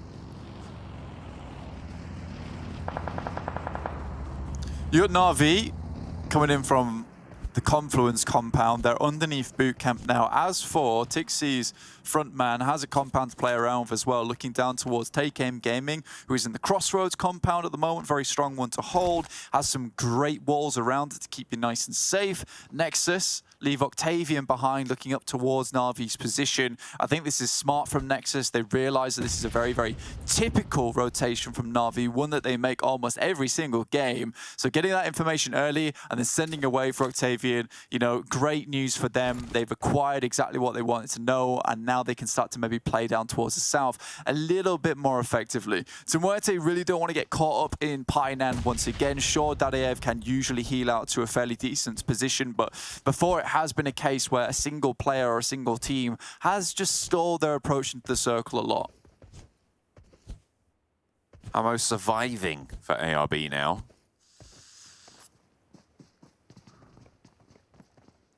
MUERTE just sweeping on through from the south side. Everybody's getting closer and closer in. I'll be interested to see where the analysts are going to be predicting here as well. I mean, you've got Take Aim Gaming on that compound in the middle. A lot of teams on the north really in danger from one another. Meku does get flushed there, unfortunately. That's a knock from Take Aim Gaming, picked up by Pioneer. Now Pioneer might even want to put a chokehold on Na'Vi, so they can't make their way through, because currently they are a little bit squished between these two teams. You can see XTEAM up towards the northeast. Death Machine still trying to control that eastern side, and 4 Romanian men, as per, down towards that southeast side, an awkward spot at the moment towards Quarry. RUTHLESS Esports should see some of these crossings. They have had a very, very dominant hold on this western side of Quarry for a long time. But that circle really does favour Take Aim Gaming and NEXUS, and NEXUS might even want to consider crashing into Take Aim Gaming early.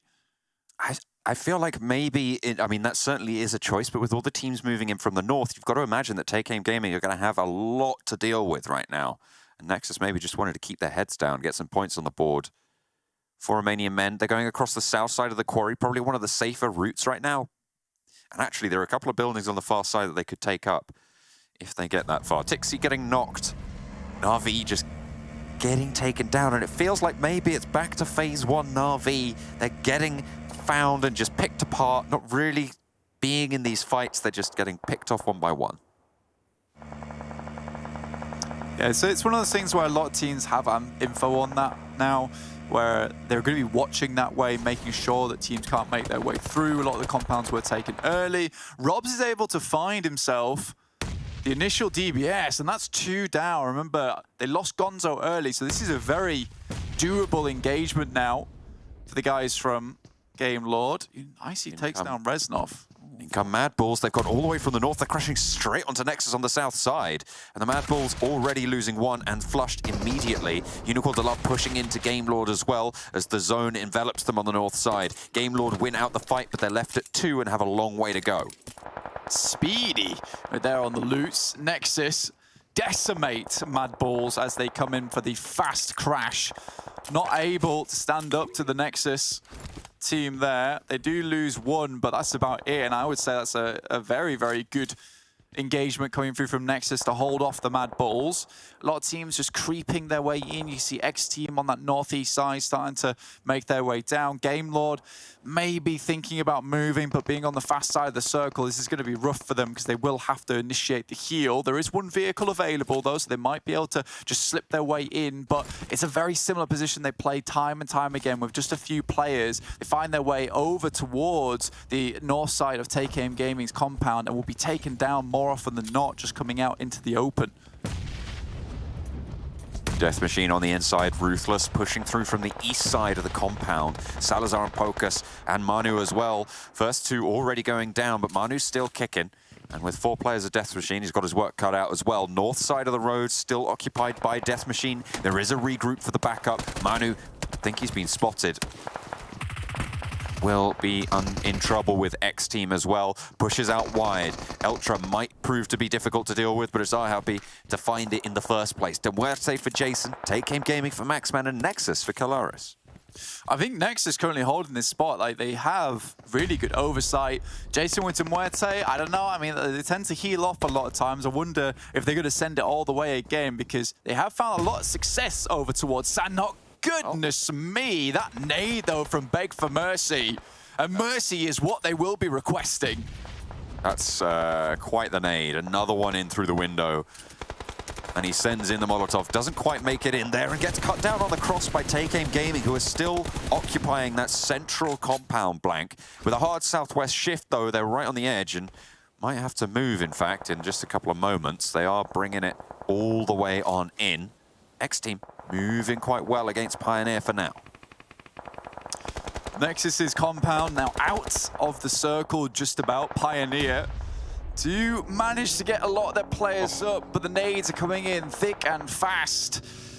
How much time do they have left to keep moseying around inside the shack. XTEAM start to move up, but will just like to pass immediately through. That Molotov takes down a ton of them.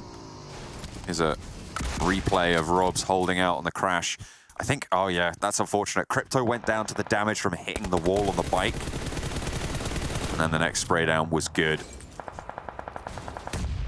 There's the burn over onto Andy. That is not what you want to be seeing. The tick is there. The spray down is good. Nexus are able to claim that one. And Death Machine actually pushing up on the back here. Bigger moving in from the south side. This could be troublesome for Nexus. I mean, for Nexus, they have done a fantastic job of holding out many, many teams. Big managed to get in with 4, though. This is a real change of pace for them and a good change of pace, too. Speeding things up just a little bit. Pioneer, it was only a matter of time before that team did go down. They had expended so many medical supplies trying to weather the absolute bombardment coming through from XTEAM at the beginning. Nexus now move across, 10 eliminations total, 2 players down on the outside, so a little bit more difficult to res these 2 guys up as well. Being zone 6, they have not the amount of time to do it. Nexus down with 2, but nades again from Mihi. It's kind of mean, but not quite long enough either. The res is not quite there just yet. Doran actually takes another... Oh, that's the flush coming through. They should be able to get this res. It feels like Nexus haven't been resing when they probably could have been there. I mean, they were under so much pressure, right? And they had to get out and in to those 2 players. So they were playing the off angles. And they were really just worried about dealing with the players on their eastern side. I think they've done a fantastic job to do it, but TakeAim Gaming now have eyes on. And it's just Sarah remaining in the building, who most likely will just go for the heals now, which would be the most efficient decision in terms of point gain for them, with already the amount of eliminations they've accrued on this match. MUERTE going full for it now. They saw they got the circle and now have decided to fully go for that push towards the chicken dinner. Ooh, Beast moving across the hillside as they try and guard out the last pair from Nexus. TakeAim Gaming lose 2. They already have a player flushed, which means there's only 1 player going, and it's Mind. Big hesitant to push all the way around in the meantime, and a nade from MUERTE draws their attention. Yeah, problematic now. MUERTE have been starting to sweep around the side, all the way from Sami, by the way. You can see the amount of nades they've got in their hand. They're ready for a full-on warfare. Narvalo? That was out in the blue. That was a player from out in the blue. Narvalo just sacrificed himself and took down TakeAim Gaming outside in the blue. The next shift comes through, Blank. We've got a couple of healers, 2 players out in the zone. Yeah, ladders up though, which is nice. Get Rex still going for 4 Romanian men, and Nexus with Sarah will be able to consolidate supplies on his side to keep him healing for a little bit longer. Circle moves up towards the top, in which case Big might want to move round, but MUERTE still pushing through, and Big need to really leverage this position they have on the high ground. These nades have to be clean. Beast in a pivotal spot. Swave as well, able to find that first spray and get the flush very, very quickly. Nicely played. Bouncing it back, bringing them back into the numbers equal. MUERTE shimmying along the ridge. Big have been playing very passive in these final circles. It's taken a while to get down here because, you know, they moved all the way out on the southwest bridge, moved past Pioneer, slipped in underneath Quarry. So it's taken them a while to get into position, but they haven't been taking too many fights because of it. But it has got them into a chicken dinner spot here. They move all the way over towards the eastern side. Still, I would agree now with your sentiment that they are being quite passive on this. There is a rock that you can play on top of, and I think Beast is just slightly afraid of even taking that position. Sarah has to try and get towards this loot crate, but it looks so close, yet it is so far. Oh, he has to pop another one. I don't think he's going to be able to make it. No, he's not going to make it, Blank. It doesn't have time on the ticks. Maybe running for the zone. I don't think so either. It's just not going to happen. Puts a molly in the sky, and it's curtains. Nexus down. Only 2 teams remain. It's like a 3rd place there. Both teams shimmying. Circle moves over towards the west, will support the team of MUERTE. They can still play around with this though, keep repositioning. That's the main thing. They might be able to sweep on this northern side, trying to do it stealthily, but they're all stood up. This could be very dangerous. Striker's still not in the best of positions to take shots towards them. Nice molly though. That is terrible news for Beast. Does get away from it. Might just be able to get the first aid off. He won't go down. So close, but just able to survive the burn there. Swave moving forwards now. Will be first contact between him and Ingush. Dadaev out on that left flank. Swave just scanning that ridgeline. As Dadaev moves on up as well. They should know where each other are now. Swave stands up and immediately humbled for his trouble. Beast found as well, and just like that, goodness me, Big were decimated in those final moments. Yeah, with snap of a finger, they are gone. They are out of it. MUERTE do take themselves a chicken dinner. They have been pretty effective on Sanhok if it's going for heal strats or going for the full-on win. I mean, it's very hard to predict at MUERTE sometimes because unlike a team like Na'Vi, who almost always makes that rotation throughout the Confluence compound, it is easy for a team like NEXUS or PIONER to keep tabs on that spot, right? But for MUERTE, on the other hand, moving up from Sami, you don't know whether they're going to leave a player outside the blue and try and cause chaos, or whether they're going to go for the chicken dinner. It leaves them kind of unpredictable, which is really the key moment there for them. Big, on the other hand, though, just not able to really put the hurt on over towards MUERTE. They did get that refrag, but that was about it. They seem scared at those final moments. I do think for Big, this is a map where they have dominated in the past, and to lose it downhill to MUERTE, that has gotta hurt. It was kind of crazy, right? Like it felt like they had so much control, but they just weren't taking it. And it kind of was exemplified when they were spotted towards Take Aim Gaming. They were getting those knocks as well, and they didn't push around to try and flush that out. Instead, they just played together. It's, yeah, I don't like how Big played that final circle, and MUERTE somehow able to get the chicken dinner. I think that, you know, Big tried their best in that situation, but MUERTE was putting out some fantastic utility, even the Molotov to send them back from what would have been a really incredible position for them. Getting the information on that and then Big having to reposition off the back of it allowed Dadaev to get in a really good sideswipe position. So when Big did make their move, Dadaev was 100% ready to clean up. So it's fantastic that Dadaev is not only the healer of the team. We've seen him multiple times before just sprinting out from the blue after he's healed for a little bit and then taking the chicken dinner. I think that was on the last game of phase 1. It's fun to see. I do like MUERTE as a team. They're an exciting one on Sanhok, and I mentioned this right at the start, John. Well, they do give us another exciting game there to finish out the Sanhok of today's games. We're going to be going over to the analyst desk again. Yeah, an interesting finish, actually. Kalaris, I know you had quite a bit, well, you and Max had quite a bit to say about when Big all kind of stood up and moved together in a group. I think that's kind of what was the final nail in the coffin for them, right? Effectively. I mean, for them, they provide that little bit of extra information to then have that Molotov obviously land and then cause them a little bit of problems when it came to sitting north side of that circle. That then gives MUERTE quite a bit of information in terms of, okay, we've seen them all make this transition. Yes, they are fanning out now, but as Big, I think you still need to try and control more angles than that. In a bit more of a covert way before then MUERTE knows exactly where you've all gone and then started to fan out. So MUERTE was working with what seemed like just more information in some of those final moments.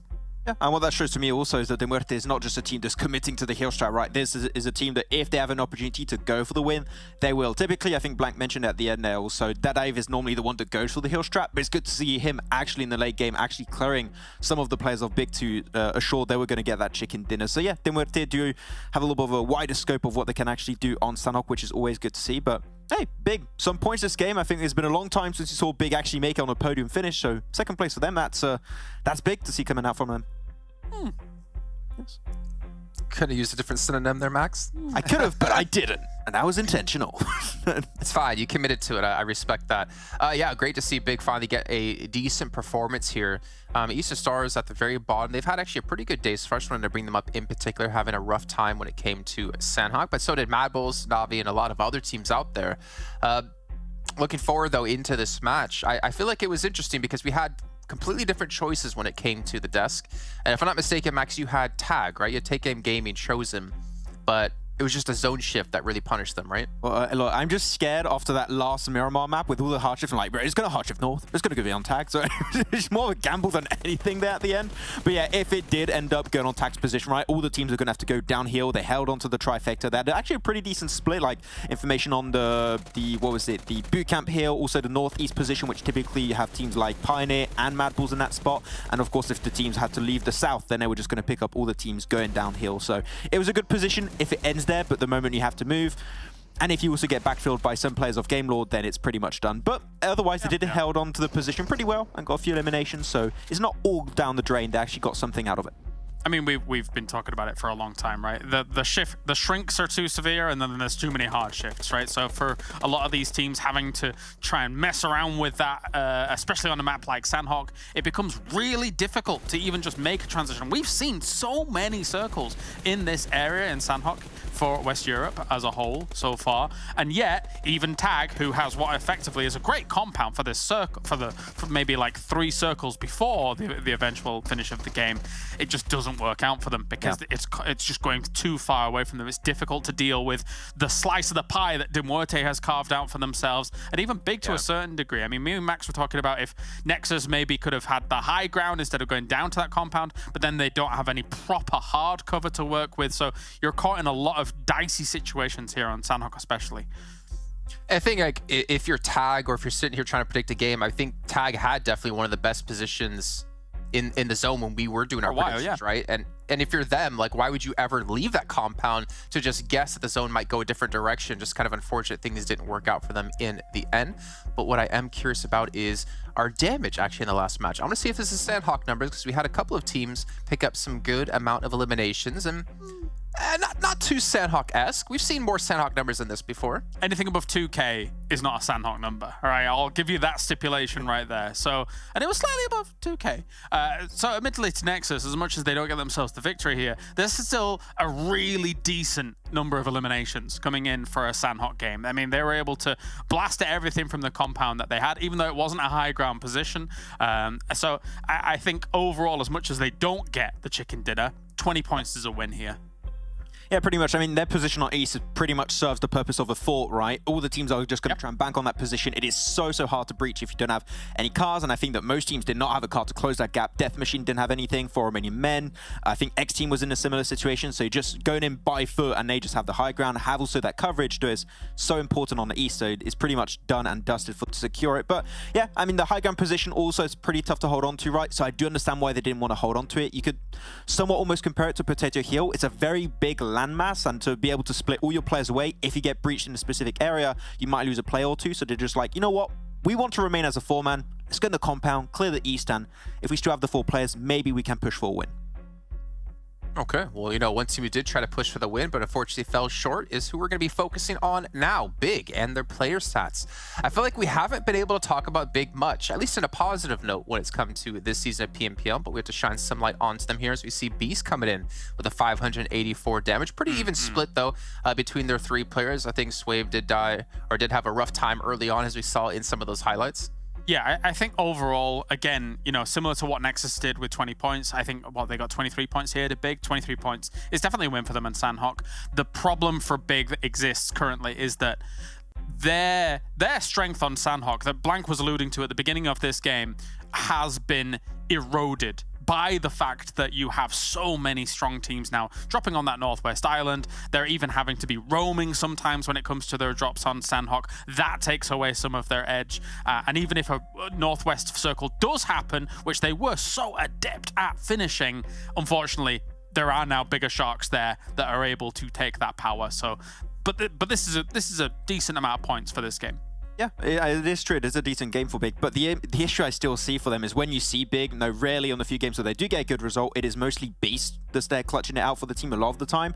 I want to see more of Mazara and Mihi. Like, those guys were fantastic when it comes to previous seasons, and we barely seen them perform and get some good results. And so I think that we need to see the team step up. It can't just be a solo. We said it for many teams, and it also applies for Big. We need to see a team-wide effort, and if they do it, potentially that's going to be their redemption arc beginning very soon.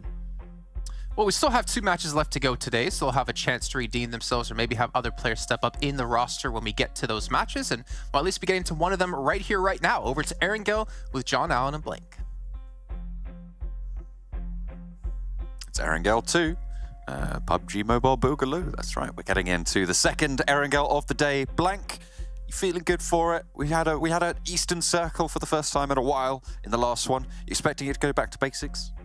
I don't know, man. I'm ready for anything really coming into this game. I think Erangel's been a little bit cheeky, a little bit saucy today, so I'm ready for something maybe a bit interesting, maybe a Stalber finish. I'd like to see that, but I don't know. I think that going back to a serious reality right now, you know, if we get an Eastern shift on this, potentially there's some differences that come through, but Na'Vi now in the game on that North George push, I mean, maybe that changes some things on that side. I don't think we're seeing Pioneer into this one, so South George should be free, so that South Hospital crossing for Na'Vi should also be similarly free. So there's a lot of different things that can go into effect here. I think for Pioneer, it was slightly unfortunate that, I think Jason brought this up before, with Na'Vi not playing on North George, it did allow them to switch up towards Box Compound and send over the top of Surveying towards Yaz.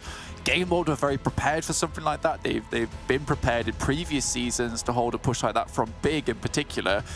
So it's interesting. I think there's many different dynamics now happening because of the groups coming into Phase 3. And again, it's an adjustment that a lot of these teams will now have to make. TJB dropping in with 3 in this game. The plane path left leaning. So Yasnai are a little bit hard to get to. Severny a little bit out of the way, but definitely achievable.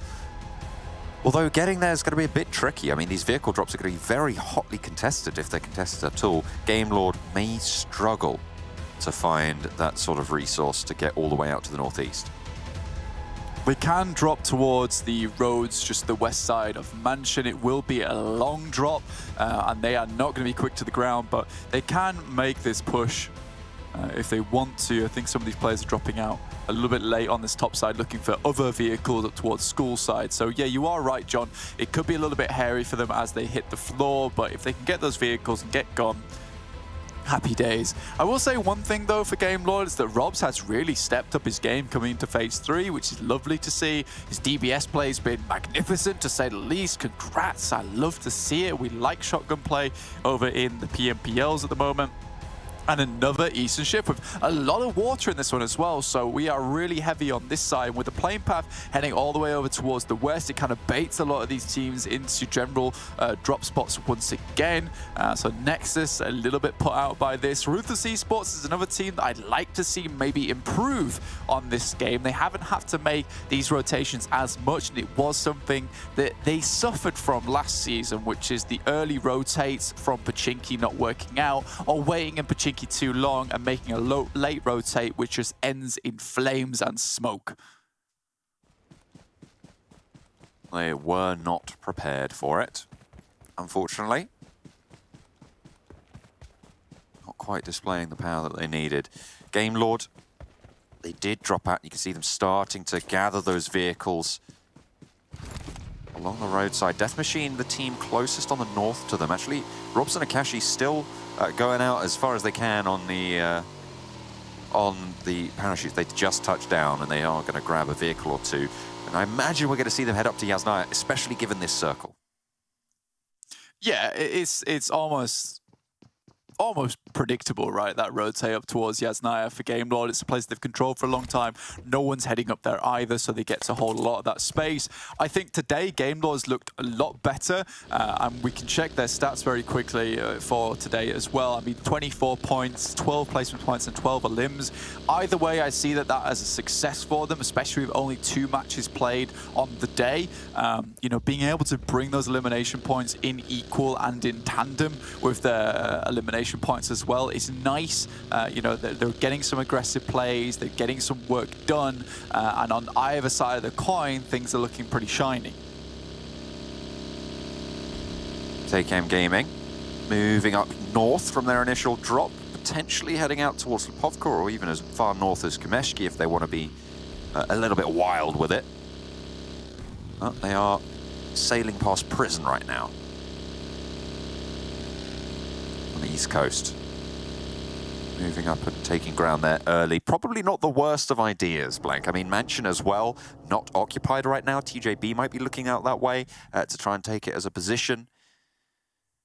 for this next circle. It's a good sort of base of operations. There's a couple of compounds you can hold that are sort of around it as well if you want to go for a little bit of a split where you can regroup towards, depending on where the shift comes. We'll see who's going to scout it out first. It looks like both TJB and Take Aim Gaming are scouting it. I mean, you have to love TJB still taking a pretty wide split at the beginning of the game, even dropping with 3 players. I mean, nothing can stop these guys from doing the things that they like to do. And you know, if that is the way they want to play it, that's the way they want to play it. TJB is a team with potential that is just unrealized throughout all of these games so far. And it's one that I'm sad to see, you know, just dwindle away as we come into phase 3. Now this is our first day of phase 3, sorry. And you look at this tournament now, and before we were looking at a lot of the points, how many points were teams being able to get going in towards the finals, what lead was they able to get into the finals. Now we're looking at who is going to be in the finals. Absolutely, because it does matter. Even if you get more bonus points than a team in the top 16 on the overalls, you're not going to make it in. You need to be in the top 16 teams on the overalls. I'm looking at teams like, I believe, teams like Big, for instance. 13 bonus points. They're in 15th place right now on the overalls. They're very, very tenuous. ARB champions, 17th place overall, 17th on those bonus points as well, but only 1 bonus point behind Big. It's really, really difficult for these teams. They're going to have to really put in the shift. And at the moment, the bubble sits in 16th place at 306 points, Blank. And we're expecting that to go up by maybe around 100 to 150 over these next couple of days of games. So we're probably looking at a bubble of around, I haven't run the numbers on this, I'm just doing some napkin mathematics here, but we're probably looking at around 350 for the qualification spot in 16th place. Yeah, some napkin numbers coming out here from John. And I think this is very interesting as well, because if we mentioned before, is because the points are a little bit squiffy at the moment, honestly. You get 7th place from GameLore with 428. That jumps up to 6th to 478, and then it just flies upwards from there. And similarly, down towards XTEAM in last place, 148 to 19th. That is almost a 80-point jump there for 4 Romanian men to 227. There is a lot of flexibility all the way up to 13th place as it heads down from 320, 312, 310, 306 and 16, and then 283 and 246. So, you know, there is a lot that can change in the future, but I'm pretty sure the XTEAM, who we're looking right now getting torn apart by MADBULLS, will almost definitely not make it into the finals. It's going to be a very tricky road for them, and yeah, it's highly unlikely. It would be about a 300-point week for them necessary, which is where we've seen only 1 team a week get that, and this is not the caliber of team that's going to be able to achieve that, not in its current state. They've had glimmers of hope. I mean, this is the X team that last season was able to get one of the elimination record wins, right, of the entire season on that Miramar game that will go down in the history books. But after that, they kind of fell off, despite their potential. And I mean, we expected maybe Beg for Mercy to start to stand up, and it just hasn't happened yet. I think he has been doing work for the team. I think he has been that point man. But yeah, when you say fell off, literally, it was a case of a hole opened up beneath them and swallowed them, because they went right down towards hell in terms of numbers. They just weren't able to pick the pace back up again. And that game was just a massive false positive for us, where, you know, they did hit that record elimination count, but it just didn't translate for the rest of the season. And is an unfortunate mark on the XTEAM history as well, because, you know, they had greatness in them, yet I've never been able to replicate that Miramar.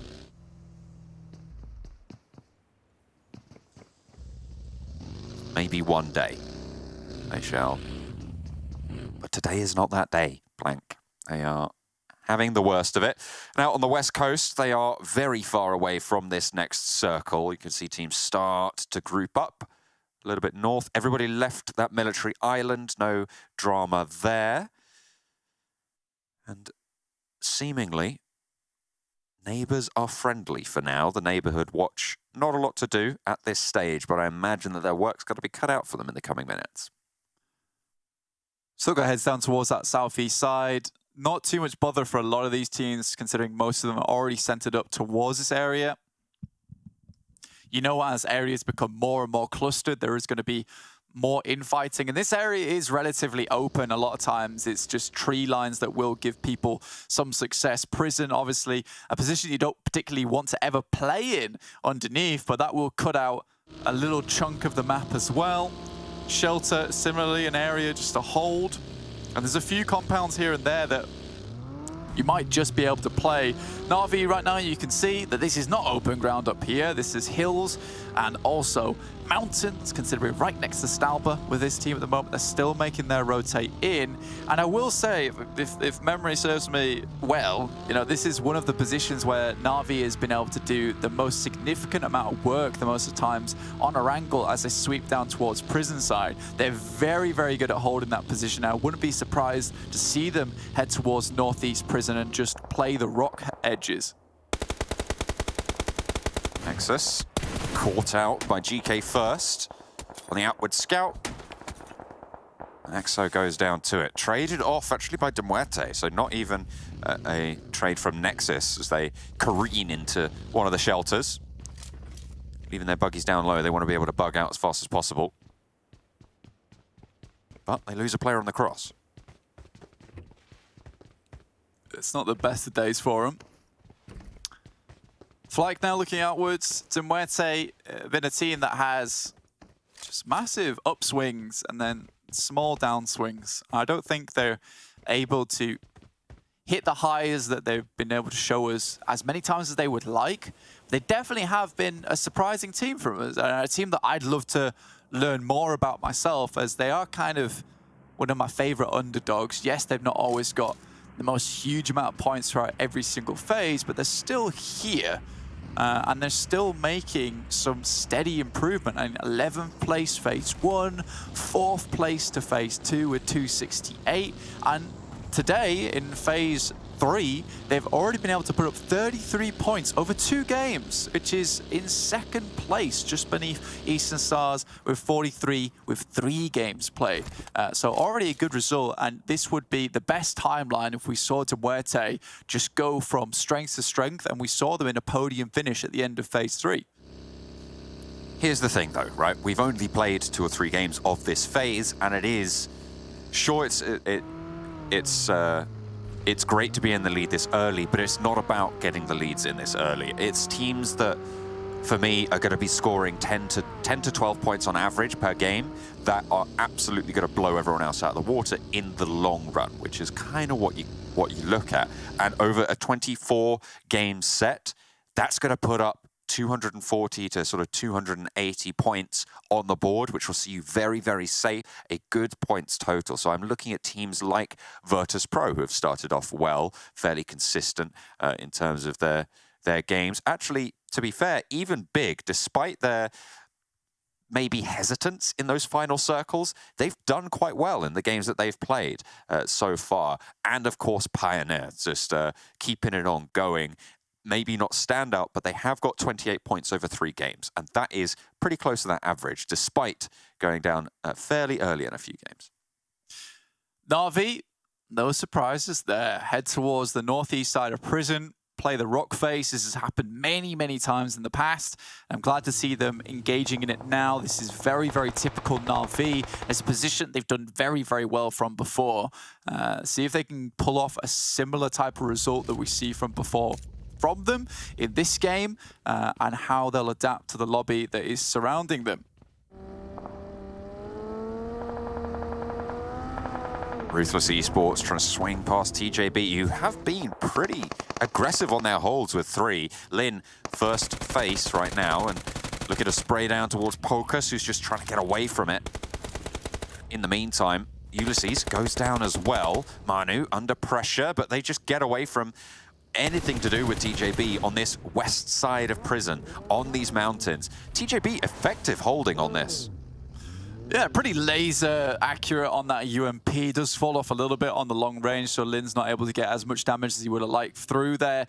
With the Scar, maybe a little bit better, but again, I would say with the Scar, you are seeing a lot of kickback on that thing. So at long distance, not as effective as you would see at M4, which is very easy to control those distances. Mickey, oh dear me. The crouch for Robs, he is angry about that one. Puts a nade in the sky and gets that one done. Nicely found there for Robs, you were saying. Actually, hang on a minute, that was Victor. Victor's putting nades in over the top as well. I thought it was Robs coming on back with a bit of retribution for missing that duck shot, but certainly not a sitter, as Victor will be able to find the nade. Robs uses the opportunity of the reduced vision from Big to be able to take that. Oh dear. That's a bad nade from Narvalo. Pops it right onto his teammate. Now Game Lord are severely hampered on their push, with the reses coming through as well on the inside for Big. Mickey starts to swing out wide, wants to find the players on the out. Akashi falls as well. They flush out Robs on the close. Victor now under pressure as two players flooding out for Big. Moving around the sides, Mickey is low, but Victor falls first, and all of the big players are still alive. They are keeping this average up. They are keeping on going. Consistency on the minds for Big. I don't have many words to say there. I think Robs is trying his little heart out, and Narvalo has seemed to have had a huge drop-off between seasons. This guy does not look like the Narvalo from last season, who was just unreal. I think that I don't know what's going on, team. We need to have a conversation with them. Northeast shift there. Na'Vi pleased with this one. TJB aggressive though, immediately move into spots. Narvalo's moving down towards TJB's position. They might just spot this one, but they're already in the vehicles moving away. To MUERTE, they're all towards the southwest side and perhaps are looking for a south cut-in, but there are a lot of teams down here at the moment, and this is a dangerous push for MUERTE. Let's see if they can pull it off. MADBULLS not quite able to stop that rotation, and it's a difficult angle to find. I mean, they're playing down the ridge. They might say rotating pretty intelligently, I would say, around this headland. And looping past Shockwave as well. A triple prediction for Na'Vi, and you can kind of see why with the circles as they are, but Big want to take another fight this time around. Swave gets shut down as Nightmare's on the backside there. Mazzaro shuts it out as well. Big, again, stay alive. 5 eliminations now. They had a good game last game. They're looking to turn it around for another this time around. 4th zone comes in, and they will be able to get that res, but they need to stay ahead of the blue for the time. Yeah, player would immediately have to run as that res goes through. There's the Molotov onto English, who won't be able to keep himself doused through that one. English does go down. Shockwave as well off the distance. Crypto finishes off the final player there with some help from Shockwave off in the distance. Unfortunately, although it was a pretty decent push from MUERTE, it was always a case of how many teams are going to be on this edge side towards the south for them. MADBULLS spotted. Yeah, I mean, you're right. They swung past, what was it, 2-3 teams on that south side, but finally they came a cropper at the Unicorns of Love's feet. That was just too much to ride on past, unfortunately for them. But the teams that they swung past now trying to make that move as well. Unicorns of Love have more to hold out, and Shockwave make it a little bit easier, knocking themselves. Yeah, you wonder if there were shots taken down towards their position, so he just had to jump out the vehicle. I mean, it's better to get knocked on the floor than it is to take the vehicle explosion, in which case it's just an instant flush there and you are down to 3. So they can pick that player back up again. Nexus. Octavian's out in the blue itself. They have 2 players who headed forward. I think that's a split caused by Shockwave themselves. ARB is looking to make the rotation up towards the north side. Again, Prison does cause a slight problem towards that southwest side of the map. And Na'Vi moved away from the rock faces towards a compound that is much more comfortable for them to play in. Trazen gets the knock onto Doran through the smoke there. Sarah blooms another, but the sprays are still coming on in, and teammate to fall. Only Octavian now left for Nexus. Na'Vi forcing their way through and holding out right now in the center against ARB really effectively. Not even taking a knock just yet. I haven't seen one come up in the elimination feed just for the moment. But with these two players down on the forefront, it's all on Octavian to keep Nexus in. But with the blue zone ticking as it is, it's marching forwards. No first aids either. Limited stims, has 4 energy drinks there. And 10 bandages, should be able to get back to full HP. But with a long march ahead of him as well as the circle shifts north, it's going to be even harder. I mean, for Na'Vi, like, Arabian Champions made what I would say is kind of the numbers play, right? It's not very likely that there isn't a team within that compound already, so you just send for it. There's no smokes available. But with Na'Vi being there, Arabian Champions just send caution to the wind and try and take one of the strong spots in the circle. Fortunately, there is a team playing it, in which case they just get blown to bits by the nades that are sent out the window from Na'Vi, which are very well set up, by the way. Not a lot of room to play in this circle going forward. Octavian, this is him from earlier, taking down some players from MADBULLS before he was left out in the blue all on his lonesome. Did get taken down as well later on, unfortunately. That was a really nice spray to the back of the buggy. That is a fairly pinpoint spray, so good on him. Unicorns of Love down to 2 on the south side. Have to make the break north. Na'Vi's compound now not in the next zone blank. Yeah, there's a little bit in it, in which case they'll be able to throw smokes out the window with relative cover. But again, this is kind of classic Na'Vi. They'd like to take as many shots as possible down towards the south, not allowing teams to get behind them, because if they want to win this game, they know they need to move towards the north. VP making a wild play towards the center, and TJB with 3 do put a stop to that one, with 2 of their players now going down, with Chulika and Yankee just out in the open, in the trees. Narvalo temporarily teaming up with Na'Vi there to take shots over towards Death Machine, who are being punished on that southwestern edge. Same for Ruthless. It's just really, really hard to move. TJB still going, as you say, but Lin shut down in the middle of the circle. The rest of the team are going to now have to figure out how to get further through. Ruthless Esports trying to duke it out with the last player from Death Machine, and will be able to find the shot. Manu through the smoke, has a first aid to play with, but the blue zone is right on his back, needs to get it through. It's just going to come on in, but Zittel has the bead, has the angle, and that's it. Hang on a minute, that was Narvalo. He pinches it away. Narvalo actually some good shots at the moment, really punishing a lot of teams down towards that southwest side. Na'Vi, now think about how do they get into this circle, and Big will have to reevaluate how to finish out these games. They have 4 players. They're in one of the best positions to make this happen. Na'Vi do have to cross a road, so for them, they're really biding their time. If they get a south shift towards them, it'll be a little bit easier. They'll have some more time to play around with. GK first is spotted, immediately swings the feet back out behind the tree, but it's Zittel who goes down to a nade from Mickey. A knock actually coming through towards Big, which will delay them, and it's nasty delay as well. Luckily, the circle is in their favor, and Kitsune drives out, tries to acquire some information. Not a lot given his way, though. Narvalo dies soon. There's no way he gets away from this. GK first spots him almost immediately as soon as he peeks, and the blue zone will crunch him in about 30 seconds. As you can see, it is ticking away. The spray, though, from GK first did give away position, and look at me, he's repositioned there. Maybe looking for some oversight onto GK first. Na'Vi making their play now. The circle moves up to the north of them, and Matic taken low. Will need to heal just a bit. Difficult progression for them into VP's territory, into GK First's overlook.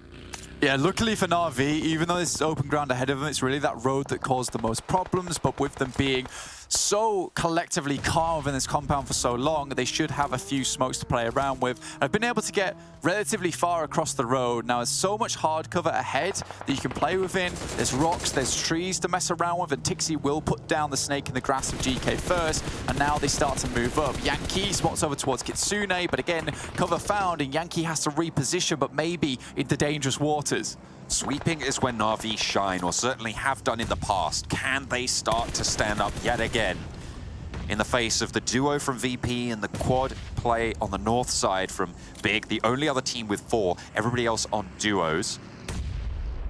Na'Vi potentially looking to move around this eastern side and just corral everyone in. The nade from Kitsune over onto Yankee, an excellent start.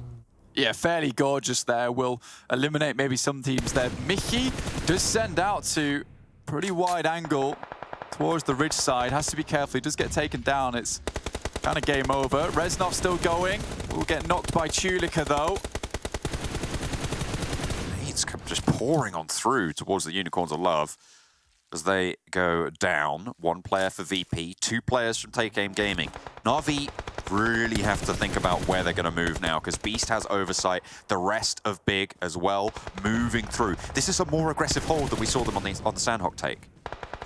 Yeah, I mean, they understand that they have positioning, so they have to take advantage of that. 8 eliminations so far for them. Tulika spots out Swave. He sees the nade in hand. Has to be a little bit careful about this one. 1 HE left. Doesn't want to reveal position too much. This could be on target if Swave gets back behind, but immediately moves out the way. This is where the spray from the M4 maybe comes into play, but I think that without the nade spotting his position, giving those hit markers back, he is more than likely just going to sit around in the grass. Look at that smoke train. Take Aim Gaming playing with 2 right now on the eastern edge. Na'Vi moving a little bit further westerly, and look at this next circle. Hang on a minute. If Mazzaro gets... He's not going for the spray. Toffees is waiting. That was a sitter. That was an absolute sitter. They chose not to do that to not give away position. I think for Take Aim Gaming, they still realize there's a player from VP close by. If they take shots over towards Big, potentially Na'Vi takes that moment to just rush on through, in which case they can maybe ladder up to a 3rd or a 2nd. But now time does get a little bit short. Tulika being the rogue here in the grass, but Tixi should have spotted the legs there, but hasn't. Matic goes down as well, pulls the pin on an nade. Tixi in danger right now that he knows not. Happy behind the shack, needs to be careful. There's a nade, but it's short. Over to the left, Tulika still going. Players from Na'Vi are falling like flies blank. Tixi, Meku, last standing. Taken down as Tulika finally starts to play a part in this engagement. A nade over the top takes it away, and this game is being given to Big on an unfortunate crash from Na'Vi. Can they get the reses in the back, keep themselves alive at 3? With 1 minute left on the crunch, they need to do something. Tulika finally takes down Take Aim Gaming. The solo from VP doing so much work, but finally spotted out. Beast deals with it. 3 players from Na'Vi now against 4 from Big, and Na'Vi are low on the health bars. Extremely gorgeous play there coming from Tulika, just to sit back and maintain calm there. Nades have to come through. They need to find at least an initial knock, and there it is. Meku starts it off strong for them. That's exactly what they needed, and Mickey has to reposition. They were playing 2-2, and this is bad news for them. Nades come back, though, as Big keep pulling them back out the pocket. Big can give a little bit of ground here. They have got control over this next circle, and the circle is pushing Na'Vi forwards. They can bide their time slightly. Beast has to be worried about his left flank. He does not have info, but he knows that Meku's there. If Na'Vi stand up and get this spray, Beast is in danger. In it comes. Whoa, It's a hit. Kitsune is there on the off angle. That's what they were looking for. A good trade, and now it's 2 versus 3. Na'Vi can move forwards. Mazzaro being suppressed. Meku down in the dirt again. Needs to move around the side, and they're operating as Matic and Meku both can, but Matic falls, and now it's just the Meku's play, and Mihi will be able to deal with it. Big claim the chicken dinner that they were denied on Sanhok against Na'Vi, who put their best foot into that one. Disgusting jump peaks coming through from Tixi to enable Kitsune on the flank. No one saw that one coming, but luckily Big's able to reposition. All that comes down to is Take Aim Gaming's approach, and Tulika, goodness me, taking down Tixi was really the kicker for Na'Vi. Again, stalled at the final hurdle, and Big just kind of played out that last game much more cautiously, but with some aggression as well. They knew they needed to send out some wide angles. They knew they needed to hold a little bit more because they got crunched on Sanhok, and they were not prepared to allow that to happen here on Erangel. No, they were a lot further forward in the circle, and to be fair, it did shift their way a couple of times as well to allow them to have that position, but they played from the north side. They did get involved, and it did feel better than the Sanhok. I think for Take Aim Gaming, they had a lot of opportunities to cause some real issues for Big, but instead opt to look towards Na'Vi, who are further down the hill. Yes, it doesn't work out for them because, again, we cannot understate the amount of work that Tulika was able to do in that final circle. And, you know, it is great to see Tulika right now from VP because he was one of the great players that was backing up Old Boy before, didn't have the best of phase 2s, and now is coming to phase 3 looking a lot more refreshed personally. And I am happy to see that because VP desperately needed another player to kind of lean on a little bit more. You can't just lean on all the time. Yeah, I mean, they needed that little bit more energy, that power, because otherwise they're just coming in and they're not prepared for it. They need to put their best foot forward, and that's exactly what you want to see from a team. But it is big to take the chicken dinner on Erangel. Speaking about putting your best foot forward, that's why we're here. It's these guys, as we're going to break down that last match as Big took a victory, a much-needed victory, and have now been able to put up solid back-to-back performances. Your gentlemen, Max in particular, Big, are they back? I mean, that's the thing, right? Big, if they can have that confidence boost and they can potentially try and do what we saw in Phase 2 from Game Lord and they can try and build a little bit more of momentum, this is looking great. This is good for Big. And don't forget, because of the reset, right? This is a chance where they could be super high in the rankings, actually increase their overall rankings and maybe get as many points as possible before heading in the finals. So, yeah, fantastic 28 points in this game. And I think you mentioned a few times, right, Kalash, that their rotations this game were actually very solid, like really good to see from Big this game. Yeah. 5 reasons why CIS teams hate them. Upcoming right now. No, ultimately, I like the Big's movement. They moved, obviously, from where the usual drop spot. They go down to Heaven, really priority compound. And the most important thing for me is that they clear out the 2 that aren't necessarily too much of a threat, unfortunately, for them. In XTEAM, who had already been wounded earlier in the match. But they clear them out. They go a little bit away from the circle. And once they clear them out on that north side, they have huge area to play with on the north side, knowing that it's very unlikely a team's going to backfill on them. They've already watched MADBULLS try and move from the west and then eventually kind of move a bit south down into VIRTUS.PRO, so they know that most of the threats are not going to be looping around that north side. So they really carved down a nice area for themselves. Yeah, and also with all those rocks, and also I think they even had a crate at some point. With all the angles, it was just so hard to be able to steal that game away, even though Na'Vi put a very good foot forward to try and get that game under their belt. But unfortunately, the angles were just too many to count, and Big were able to come out on top. So yeah, great chicken dinner, but the question is, that always we have for these teams that have a really good step up for one game, can they keep it up? And unfortunately right now, it doesn't seem like that was the case in the previous phases. I would like to see if they can try and get some consistency on board here. I do wonder, though, if Tulika wasn't there from VIRTUS.PRO and downed and finished off Tixi, or actually, he didn't get finished off. It was someone else. It was a tag player. I wonder if that would have changed how that game would have finished, because as we were watching, we saw Tixi see Tulika on our screens. We could see his leg through, like, some pixels through all the brush, but his eyes were focused otherwheres, if that's even technically a word. But, you know, we wonder, like, what would have happened if Tixi saw him. He got the elimination, got the point, and then it obviously turns attention towards the other tag player. Yeah, if you're able to see the best foot in that moment, then you can quite easily, eliminate that threat and keep on going. But unfortunately, not a case. It's really hard sometimes to spot them in this kind of little shrubberies that are going on, the foliage that's around there. And ultimately, Snakes could have quite easily been the absolute spoiler of this game. And in fact, for Na'Vi, they probably were. They weakened them so severely and denied them push into a better position on the circle that, yeah, it was going to be Big taking the proper high ground strength. Yeah, and Tulika also did have a really good impression, really good foot forward, I would say, in this game in particular, to try and actually put VP a little bit higher in that game and try and surprise a few players around them. So yeah, VP still present despite not getting a win, at least getting some decent points. Yeah, some decent points for VP, but Big putting up some massive points. See what I did there, Max? I changed it. I changed the word. I used a different one. I used a synonym. As we were to jump into their player stats. We were talking before, though, when we looked at Big, it was Beast, typically the one stepping up for the team. Is it going to be him yet again? And it's actually not, Max. So you got to see some other players step up around him.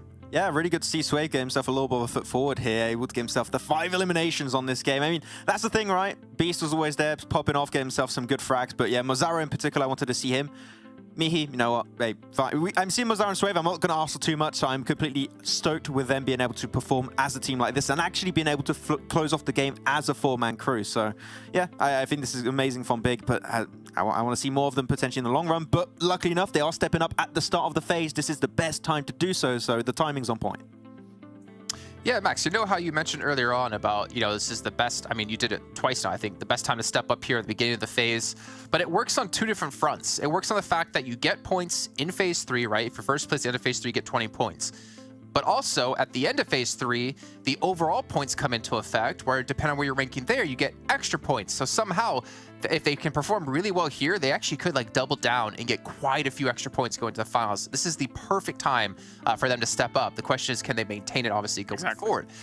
And when we say that this team has been struggling, we're going to actually show you that in form of some stats. We're going to take a look at their average performance today versus their average performance in the entire event to really give you guys at home an indicator of why we've been kind of harsh on Big and why it's a surprise to see them step up now. Because this team has performed well in the past. They haven't performed well in this event so far, but they have a great opportunity to set themselves up perfectly for the finals if they can just continue this performance now. Yeah, absolutely. I mean, if I was a tracker and I was looking for the paw prints in the mud, unfortunately for Big in the first phase or two, they're kind of a bit wishy-washy. There's a bit of rain, can't really see them through the thick foliage either. But now, with this kind of performance, looking at it, you're going to see it in the average numbers. Geez, is this a bit of a step up from these couple of games? It's a massive step up, and it's kind of what we expected from them in terms of their previous performances, but maybe it was going to take a little bit longer to gain some of that traction here in this lobby, considering the power that's coming from some of these other teams. Whether or not this is an anomaly is yet to be decided, I will say, because you could quite easily have a roster like this, gain themselves some fortunate spots, and then be able to run away with it, which they have done here in these past 2 games. So let's see if this continues. I think can even just use Sanhok as an example of they are willing to make adaptations, right, to the lobby, to the groups that's going to be happening, right, to try and improve and get hopefully a little bit of a better impression going into these matches. So yeah, I think Big have been willing to make these adaptations, and if this is the result of these changes, right, I think just keep it up, guys, and you still got a lot of days in this third phase to try and potentially rank up, and as you mentioned already, Jason, like get those points before heading into the finals. They needed to catch up, so there's now or never for them. That's the great thing though as well, Jason. It's like, because of the phase structure, and because you can garner some points here and there, imagine if Big all of a sudden got first place in this phase. You get yourself your 20 points, all of a sudden you're right back in the action, right back in the opportunity to be able to get yourself a decent spot in that grand final. So still lots to play for as the phases continue. Yeah, and this is the perfect time to kind of hit that high on your team, too, going into the finals potentially in the last phase. You can brush off what happened in the first 2 phases. Really quickly, though, on the graphic we just saw there, I think for me, one of the biggest things we've seen, though, is, was it a 5 elimination on average bump up for them so far between all days and today? I feel like that has to give them so much more confidence, because for me, it seemed like they had no confidence to win any of these firefights. It seems like they didn't have the mechanical skill that we know they have to be able to fight any team, because they were losing consistently. They weren't able to get eliminations. And I think for me, hopefully, and for them, it's a big confidence boost that they need to be like, yeah, we can handle this, and we finally have the hang of things when it comes to team fighting. I still think maybe in these lobbies, square one on some of these battlegrounds might still be one of the biggest problems for Big. If you think about Severny not necessarily having a drop backup spot for Erangel, if you think about Sanhok, because Severny's hard to rotate from, if you think about kind of Sanhok, them dropping on Northwest Island, maybe having to pivot a little bit from that as well, that's not a great block as a starting position either. So for 2 of the 3 battlegrounds, I think they're not in the most amazing starting positions, but if their prowess in the game can carry them through it beyond that, then yeah, maybe they'll have a good phase. Okay, well, we'll see. We'll continue to see here as we're heading into our final match of the day, and they will be playing Indeed with John Allen and Blank to bring all the action here from PMPL. One more game today. Can Big continue to run strong on the first day of Phase 3? And is it enough to keep them safe in those top 16 for the finals? We'll have to wait and see for the rest of the games of this phase. We've still got about a week or so left of this phase, but they are starting things well, and that's exactly where you want to be. That's right, John. I mean, you told me off, though, for MUERTE calling them too early. All right, so I'm going to tell you off right now for calling Big too early now. It's that I'm looking for teams that are able to put up a 10-point average consistently over 6 days. We just cannot call it, yeah. No, but for reals, I think for my point in MUERTE, they have been putting some good games so far, but for Big, this is a real change of pace for them. I think that is the main thing to take away from these last couple of games, is that this is something new coming from Big. This is something where they're feeling a little bit better about it. I do think this is a team that really vibes off momentum coming into these games, because they have just not been able to find it. One thing that is absolutely important to bring up is taking a second place on Sanhok in a game where you really thought you should win it, and then going over to the next match and taking the victory again. You know, that's a massive vote of confidence. Oftentimes when you take a second place again, it's more of a situation like, right, well, now we need to reevaluate things once more. But if it's not broken, don't fix it. And if it doesn't look broken in this case, I don't think they will either. So they'll continue running with this, and hopefully it brings them more success because they feel like they've found the winning formula. Playing path very, very central on the map. Maybe a little bit north on the lean, but should make most places fairly accessible for everyone. You can see the teams not playing. MADBULLS, NEXUS, XTEAM, and RUTHLESS all not participating in this game. They played their games today. They get a little bit of a break until tomorrow. But these 16 teams will still have one more left to play. Na'Vi out towards La Copereria, as the plane path just allows them to eke out the edge there. Unicorns of Love out a little bit earlier, but a split potentially from Gonzo, as I think he spotted a vehicle on the road. Yeah, we'll jump out to pick that one up. With El Pozo being free without MADBULLS playing this game, this is definitely a pickup for one team in particular. It looks like Na'Vi would rather not be in La Copereria this time around and do pick up El Pozo for themselves. MUERTE shifting position. Did look like they were heading out that way, but now we'll move down towards the south of La Driera. This works out well for them. They can pick up one of the valleys, especially with this being a very heavy southwest shift here, John. This works out just fine. It really is that heavy, heavy southwest shift. I don't even want to talk about it, but we kind of have to a little bit, because this is phase 3. You know, it was an opportunity to just go, you know what, we're going to refigure this one out. But it's just, like, at this point, it's just not good. Like, it's not good all before that, but you know what? Every single time we see this map, with these two teams, ARB and Death Machine, they drop on Miramar, and they fight each other. You know what I think we should do? I think we should take this fight seriously. And if we pretend it is the fight that will determine which team goes into the finals, it will be very fun. Do you think? Yeah. Well, I mean, ARB are right on the precipice, but Death Machine are holding them out at the moment. They're winning that engagement. Blank, this could see them safe into the finals. Oh my goodness me. First knock over to Wadea, and they definitely don't want to have this happen to them in such a crucial, pivotal position. That's right, John. Obviously, it's going all to hell's bells at the moment, with Nisa taking a huge amount of damage. Our Happy hits the floor, will take a ton of damage as well. And finally, Hamodi makes his way to the fight, realizes this is an extremely important moment for them. Ultra, playing around the smoke, gets back into cover. Hamo on the side now. We'll pull out the AKM, looks down towards the other building and the balconies. Ultra heads upstairs. Not a lot of meds to play around with here. This could be all going wrong at the beginning of the game on Miramar.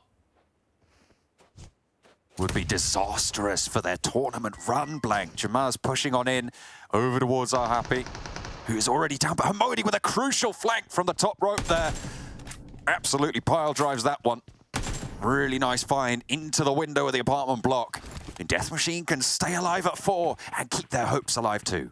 It's a little bit longer. Hamodi taking down his doppelganger, Hamodi, from Arabian Champions, and now Death Machine maybe think this is the time to push. Our Happy still low, hasn't found any medical supplies as of yet, so really, he's only useful as cannon fodder. You wonder if Hamodi's got anything left on board, just bandages. He tries to bring himself back up to full HP, and Death Machine slightly reluctant to push on this one, John. Ultra leaning on out, watching the players there. It's slow, it's drawn out for these two teams. They are really going through the ringer on this. Hamodi pops the Molotov over the top through the window. Nice find, but no one there to get repositioned just yet. Death Machine pull back. They've already found that first knock. Nobody around them on the hills just yet. He has one Molotov left, but maybe a slight waste of utility there. Didn't really get anything done. No one pushed off the back of that Molotov, so they just weren't able to find what they were looking for. Nasa gets towards the top side, will keep himself hidden, tries to remain silent as he makes these moves. And jumps off the side. I mean, maybe this was a fake out, John. We never know. Wow, what a cunning play to fake that one out. I'm not sure about that. Either way, Hamodi. Someone's upstairs. It's a real good play there. Oh, I get it. Hamodi still yet to reposition for Death Machine. Just was on the overlook right now. ARB holding with 3. And they will continue to hold.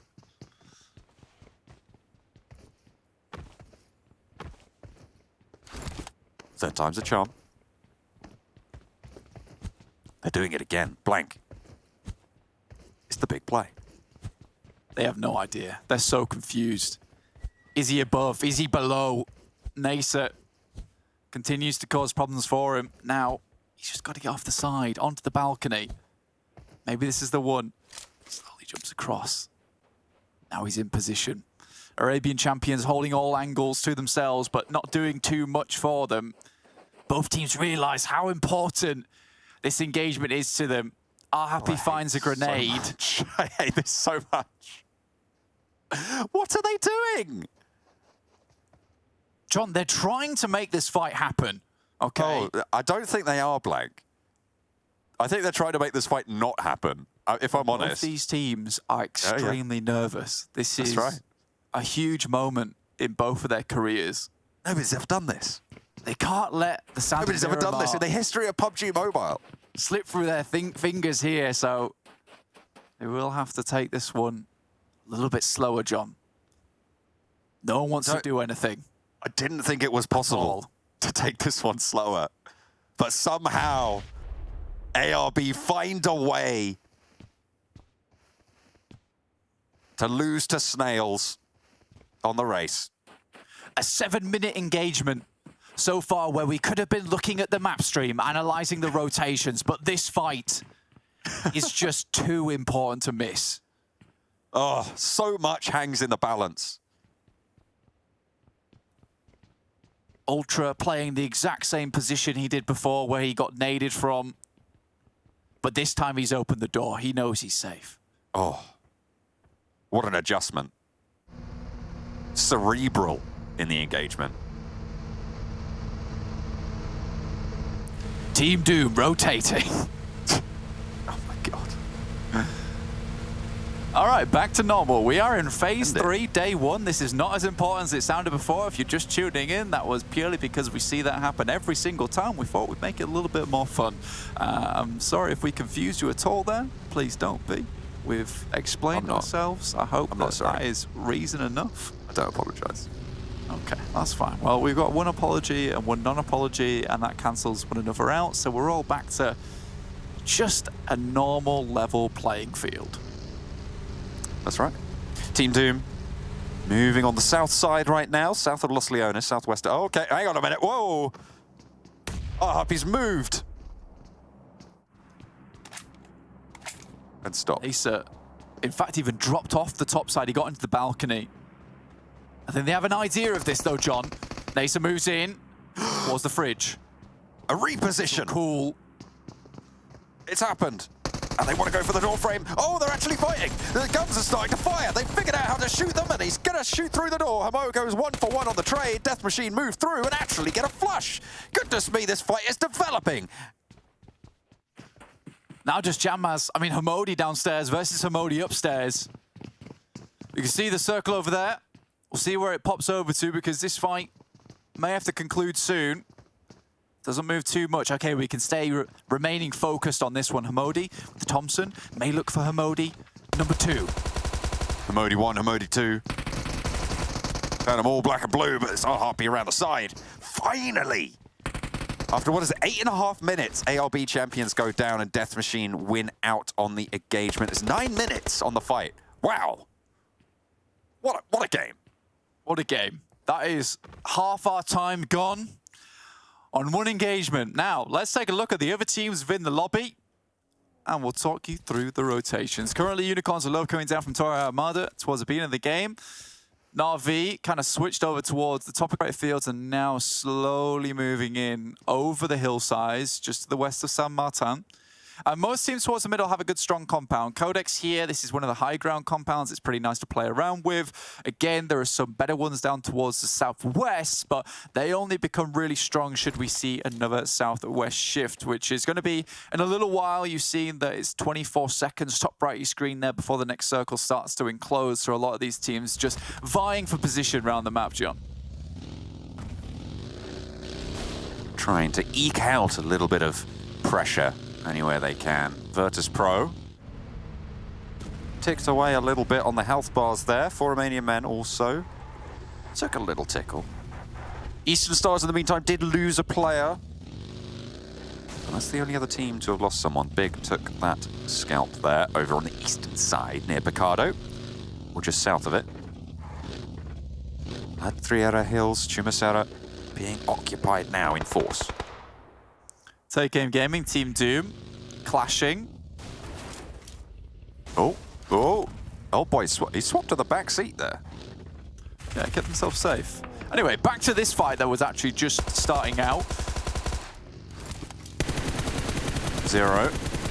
Getting the spray, not quite landing it though. Take Aim Gaming, find Phantom, and don't lose anything really in response. No first aids though for Haj there. So need to be a little bit careful perhaps. A level 3 helmet will keep you safe, but won't fill your health bar back up. Take Game Gaming just send away. I mean, there's still positions down towards the south side that they can manage themselves, and rather would not keep engaging versus Team Doom and lose too many players. They might wrap back around again and maybe catch them off guard later. Again, Circle now just about hitting 70% finished before we head towards the next one, and VP take that moment down towards the south side, just in Valdemar, just to move up towards the north.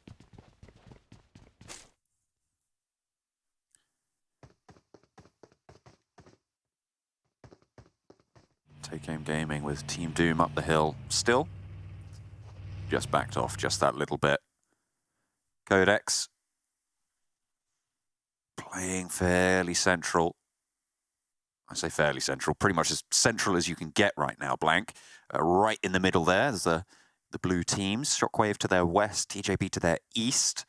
Everybody looking at that hill and thinking, what could I do with that hill? Ooh, just give it over to me. But instead, we go to the valley again. We've been on this valley before, out the south of La Riera.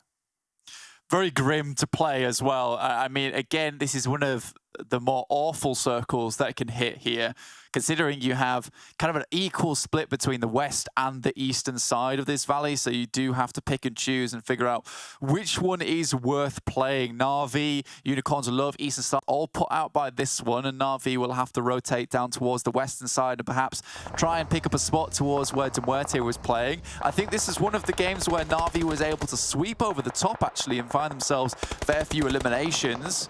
They might just be able to do it again. MUERTE will try and hold them out, though. VP move through. This is down towards the middle of the valley. They're a little bit worried about going topside just yet, but Take Aim Gaming hold them out, send some shots their way, and VP instantly dip away from that. It's not a fight they want to take just yet.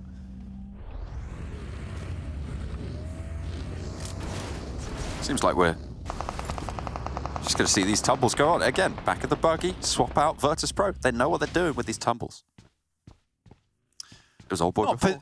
Not particularly difficult to achieve, but that is how they got down and how they sent away, if you were wondering. Pioneer over towards that western side. Now, haven't had the greatest of games that they were looking for, despite having some good positioning. Not able to quite take it home. Still in 5th place with 28 points and 17 placement points total. Their elimination count just a little bit low, but not anything too drastic on their side. So they can keep putting up these numbers. And it's the usual suspects towards the top side with VIRTUS.PRO, Pioneer, and MADBULLS. Na'Vi really kind of the massive outlier at the moment, down towards, I believe that is 11th place, though I might need to reload here. Spray from Keme over towards Game Lord. Robs not going to get spun out by it and won't go down to it either. Na'Vi have spotted MUERTE in the meantime. Game Lord answer the shots over towards Eastern Stars. Unicorns of Love in the vicinity as well on this northeastern side. Does QODEX fall under pressure as well? A little bit more middle, but have a way to go. Eastern Stars actually, he's really, really close to Death Machine, but diverts just in time. Buzzy can get away from it. Back up to the rest of the team. Zone 3, so the zone not super hard hitting, but would be a problem nonetheless. Unicorns of Love, probably bigger problem for MUERTE right now over on that north side.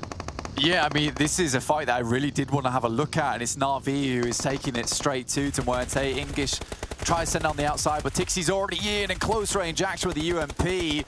Fair few headshots coming there as well, and Tixie's on the off. He's really sending it into them now.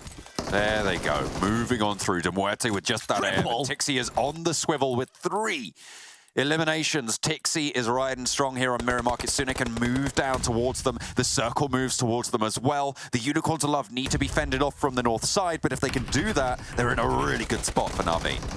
But to MUERTE, Ruthless Esports, Unicorns of Love have caused significant problems in the past. MONEYKEN, though, one-man army, as we like to call him, is currently trying to decimate the ranks of Death Machine, does find another. And though they found 4 eliminations over towards Picardo, it looks like their run will be cut short, lickety-split like that. Masa's able to stand up tall for just a little bit longer, but there's the shots over the top from Vito. Will send him to an early grave, and Death Machine, the 4 limbs, on towards Arabian Champions. It's over. Double Na'Vi, 1 Pioneer prediction. Everybody banking on the top high ground there. Vito actually doing a lot of the work in that engagement. I mean, we were on board with MONEYKEN there, but Vito got both of the knocks over towards the players originally. The swings came through from the rest of QODEX. MONEYKEN was a great anchor, a great forward position that meant they couldn't push back into them, but Vito really did a lot of heavy lifting there with the legs. Absolutely. Going back to olden days in Phase 1, seems so long ago, but he's able to do some work here. Robs on the low ground will be spotted out. Game Lord often finding difficulty into this circle. Not able to get anything done. Unicorns of Love, though. Crypto from behind will find Meku, and that's all the way on the off angle. So losing a player like that, disastrous. And they are just lobbing their way over towards him. So Na'Vi will be going down to 3 players. You doubt that anything can happen in his favor. Meku does get flushed there. You feel like Na'Vi might have wanted to regroup. Perhaps they weren't aware of Unicorns on their north side. But you've got to think that they probably were, so not entirely sure about the process there. Take Aim Gaming, ground floor against Beast. 1 player remaining for Big. They've been consistent today. They've been keeping up the numbers. Now it's down to Beast to see how far they can go here on Miramar on the last game of the day. He's given them the old runaround, certainly, and turns it around for another. Looks for 2, and Beast is able to take down a team before finally falling to 4 Romanian men. Goodness me, Beast is absolutely going to make him fume with that one. I mean, Max has been talking about how much this guy has been stepping up tall for the team, and there he looks 7 feet tall, in fact. So very, very good stuff for him. Does take some team down before he goes out. 5 points total found for them. For Na'Vi, I would absolutely expect them to know that Unicorns of Love take this rotation. I think Meku just got caught by a very, very nice shot from Icy there, straight down towards him. And for Na'Vi, this is a team that I know is looking back at the VODs, and they are really studying them. So I think for them, it is something they were aware of, and I think for Meku, it's just a case where he peeks out for a second, instantly gets dominated. Kitsune going down as well to Pioneer. It's all going wrong, down to just 2 players now for this team that looked very strong on that side, but because Pioneer controls so much of the south and it's very difficult to get up towards that position, they understood that a lot of teams on that north side were going to be taking fights with one another. RV down to 2 is really not ideal, but you do have Matic and Tixie. And that is potentially something that you can lean on. Look at the high ground that Pioneer have. I think it was a double prediction from the desk on Pioneer, if I'm not mistaken. You are correct. That's coming through from Max and Kalaris. It's a reasonable prediction. In fact, I would say it's a good prediction. You expect nothing less from our quality analysts. Our resident predictors. Yeah, that's correct. That's right. Kalaris, our predictor-in-chief. Difficult circle for these teams, though. Northeast shift, and about as hard as it gets as well. Stressful for Pioneer because now they're going to have to retake positions that they didn't necessarily want to clear. They were hoping that that north side would clear on its own, personally. But Na'Vi, this gives them a little bit of a break. I mean, they are in the line of fire, a lot of these teams. They don't have enough angles to kind of keep teams at bay either. But because they are in the circle, maybe the guys from 4 Remaining Men, Team Dune, TJB, even Eastern Stars will go out before them, and they might be able to pick themselves up some placement points. I did feed you some bad information here earlier, guys. I'm so sorry. Ooh. Na'Vi currently 4th place, 37 points, so still doing fairly well for them. There's a little bit of a replay. Tixie. This is the 3 eliminations he got. There's the early knock there. Spins it on, pushes out for a second. Always on the swivel, and then the last is Dadev out here. Turns around, 180 for the spray. It was really, really solid close range engagement from Tixie. Oh, Na'Vi looking to put the stopper over towards Unicorns of Love and put the brakes on before they can get up topside. Tixi will finish off the last player in Reznov and Matic for Icy. It's that 4-man team left low by just the 2, and we know exactly, as you said earlier, John, it's Tixi and Matic. These 2 guys are insane when it comes to the gunfights. And if you keep them in close range, if you keep them in the circle, they have got that chance to take those close range gunfights because teams will have to move to them. VIRTUS.PRO, who in the last game surpassed PIONER in terms of the chase towards the MADBULLS. They currently sat 5-5-9 overall, MADBULLS 5-8-8. Now have a chance to close that gap even further. With MADBULLS not playing in this game, they've played all those games so far. Can VIRTUS.PRO start to swing back in on the overalls? QODEX taking the fight with TJB. TJB's last player, GK first as well. 4 players alive for QODEX, so GK first with a lot of work to do down the hill. Not the best of positions. Yeah, VINCERE, they are really struggling too. I mean, they're constricted by multiple teams. PIONER looking to take the fight to 4 Romanian men who have managed to get themselves up towards the high ground. Izumitsu with a nice grenade over the top side. Not even required, and Killer will go down as well. Again, the guys on the desk constantly talk about this guy is doing a lot of the heavy lifting for the team, but first he needs to get back into the blue and hopefully not go down to it. Oh, the circle. Right on top of Na'Vi, blank. It's all the way up there. VIRTUS.PRO could pose a threat, though. If VIRTUS.PRO take this compound now, Na'Vi could struggle. But if teams can move up and play as those off angles against VIRTUS.PRO, Na'Vi might be able to hold on to it.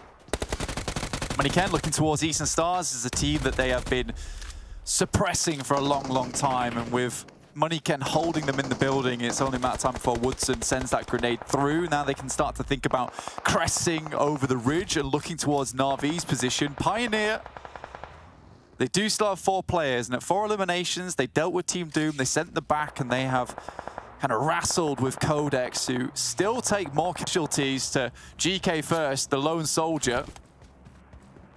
Still trucking. 10 eliminations for QODEX, wow. It is big points on the cards for them, and I feel like they have stepped up so much back to what we've seen from them previously. Can they hold on to that power? Hopefully so for all the QODEX fans out there. Team Doom up the hill towards PIONER, who are still operating with 4 themselves. Easy. Makes it pretty easy for that spray to land. Fash able to do the job. A nice spray down. 5 eliminations now coming on for PIONER. Yeah, kind of like a target dummy there for Fash, and really it was as simple as just standing up and sending the spray on. For a pro player like that, it is simple pickings. PIONER have to engage a lot of smokes here. They still hold quite a fair bit of high ground, but making their way in, they were exposed to QODEX. MUERTE going down to GK first. Again, that snake. A lot of games have them, and they have been really doing some serious work in terms of changing the overall outcome of these matches.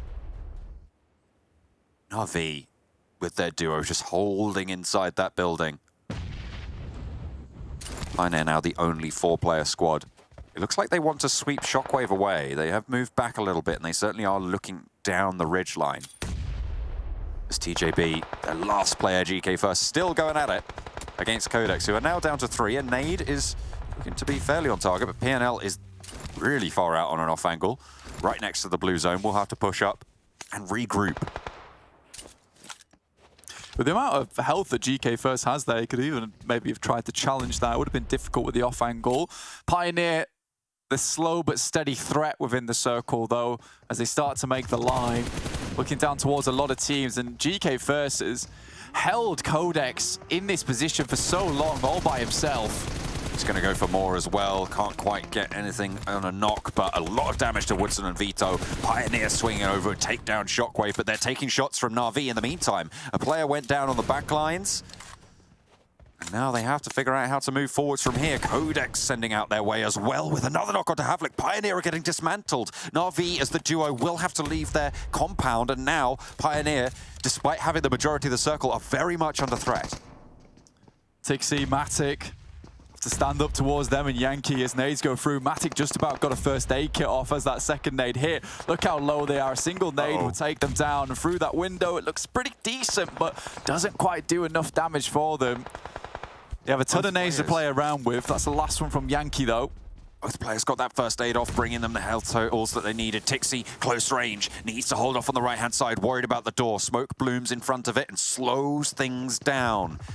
Makes it hard. Tixi pushes down, gets a cheeky little bit of damage over onto Mer, but Tulika repositions. They know they have to leave. Is it worth even going for this? VIRTUS.PRO will find it tricky to leave. Tixi is just playing really wacky angles here and making it work. Fades away into the building and stays alive. It gives information as well, and Matic looks like he wants to challenge. Pioneer actually goes down to QODEX. Terrific result for them with 14 eliminations on the match. Sprays from QODEX now on the oversight as they control the entirety of this circle. VIRTUS.PRO have one side of the building taken away from them, wrested from their control. Na'Vi will have had to put a couple of smokes into this engagement, but not nearly as many as VP, I don't imagine.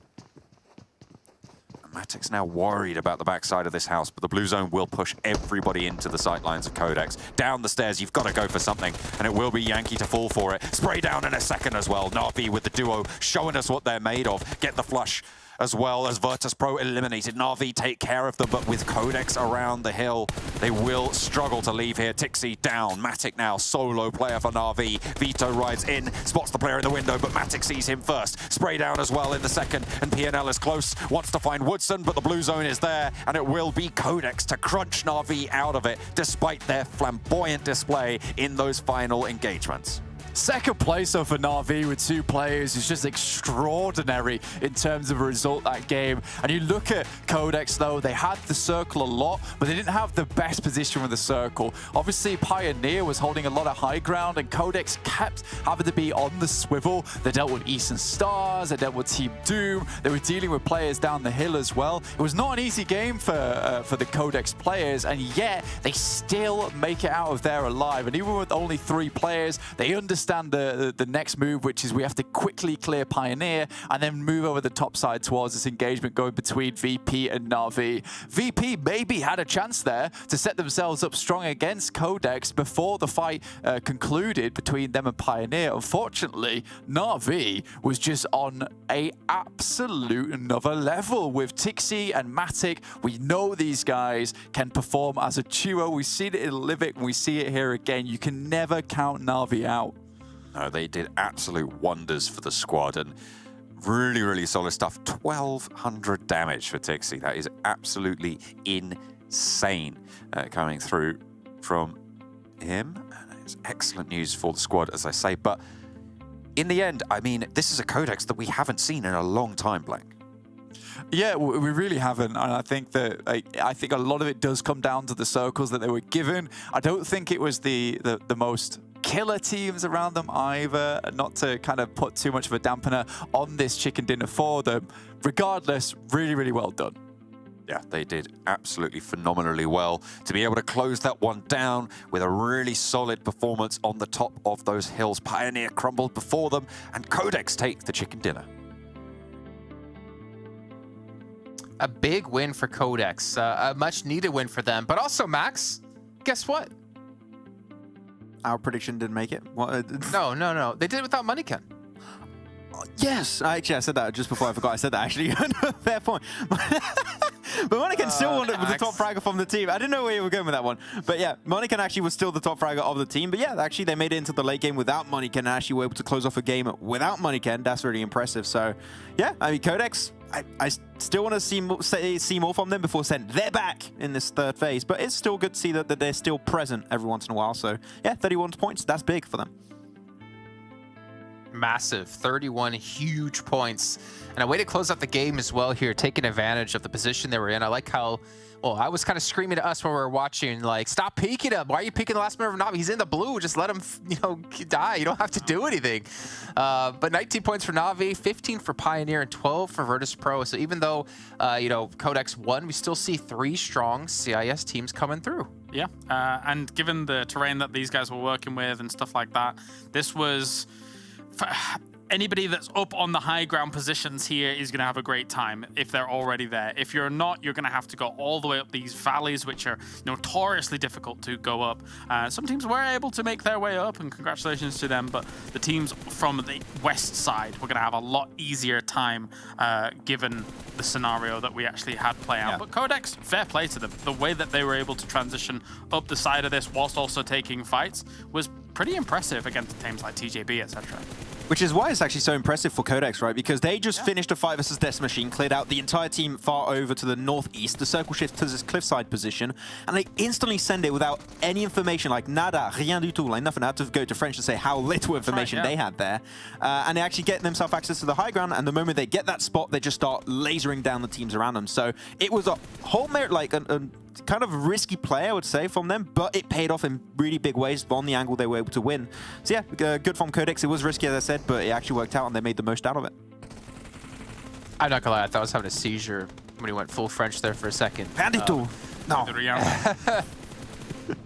But we did have, what, Dixie was over like almost 1,300 damage done. He was really popping off. We saw a nice 1v3 he pulled off as well to kind of save his team earlier in the match too. And this is the closer, so I was saying before about Matic, just like, yeah, I mean, he's dead. He's going to die in the blue anyways. You don't need to peek him. You don't need to potentially lose the game if he could somehow pull it out. But still a good finish here out of quite a few teams, and an exciting day. We didn't see MADBULLS just take it away, running away with the day. We didn't see Na'Vi do that either. We got to see a couple of newcomers. But before we can get into our overall standings on the day, let's take a look at QODEX's player stats here, Max, as you wanted to see what each player was able to put up here in this last match. And surprisingly low damage for the amount of eliminations some of these players have. Yeah, I mean, it was mostly due to the fact that they took that fight versus Death Machine and then they just rotated to a spot and then they just stayed there idle for a long period of time until teams started to get in their vicinity. But yeah, I mean, it's still impressive to see MUERTE actually still being the top damage dealer, top fragger, and top also player when it comes to knockouts for the team, despite him going out a little bit earlier. But yeah, at least the team was able to just back it up. And Vito, I think you mentioned his name earlier on the pre-show there, Jason, that he is the one that we expected potentially more of for this roster, and seeing him actually also even out with MUERTE in terms of elims is good to see. So hopefully they can continue this momentum forward. Yeah, for their sake, considering Phase 1, at least the beginning of Phase 1 was where they really showed, and then they fizzled out since then. But maybe the second coming of QODEX here. MVP, though. I almost don't want to make you guys predict, so I'm not going to make you guys predict. I'm going to be nice today. Let's actually see who our MVP of the day is going to be, because I don't think any of us really have a clue who it would be, though we have a couple of potentials, maybe Beast in there, or just Tixie, especially that last game. This Tixie supremacy. Slightly surprising to me, to a degree. Because, of course, yes, things have been a lot closer in day one, right? Which I think is awesome to see. Things have been a bit more open. But Tixie, always coming through. I think, yeah, as much as getting 9 eliminations is great, I think the amount of damage he's able to do whilst still getting those eliminations on the board is just a constant damage farm to be able to really put him up here. So he's always a lethal threat on the battleground. Yeah, and I feel like it's also a lot harder to predict an MVP if we haven't seen overalls yet on the day, just to see like what teams were putting up, the most points. Because generally, you're obviously going to favor one of those teams, which is fine enough what we're going to get to eventually. But before we can get into overalls, we're going to take a look at a recap of our results today, because we have had a couple of winners that we normally haven't had in the past. I mean, Eastern Stars off the bat here on Erangel get themselves a big victory, and again, that's another team, if we talk about big, that we just haven't really seen show up too much here this season. Yeah, and to go himself a second place before that chicken dinner actually of on Sanhok, right? So they actually had 2 really good back-to-back performances, which is great. And after in that game where they did get himself the chicken dinner, it was not just Beast, right? We saw ourselves some plays from Mazzaro, we saw some play also from some other players. It's good to see that the team actually was able to step up a little bit. Of course, I feel like I always repeat myself on this, but one day is not gonna cut it for big. Sure, it's good because it's the start of the phase. If you cannot transition this success in the next few days and you just fall off in the overall rankings, you're gonna be in a horrible position. I think I checked earlier how many points lead they had in the finals. They had a total of 13. If we stop right now, we'd gone in the finals, they would have only 13 points compared to Pioneer that has 37, MADBULLS 35, VIRTUS.PRO 35. They are very far behind already, so they can't afford another bad phase here. And also to kind of look at the results overall from today, at the end of last phase, I was hoping we would have West Europe teams fight back. And I feel like this day has been a bit of a fight back, which I think is excellent to see on the board. I think Big and Eastern Stars, especially 2 teams that we hope do well from these particular regions, have had a great start, which is nice to see here alongside, again, the big dogs of the lobby.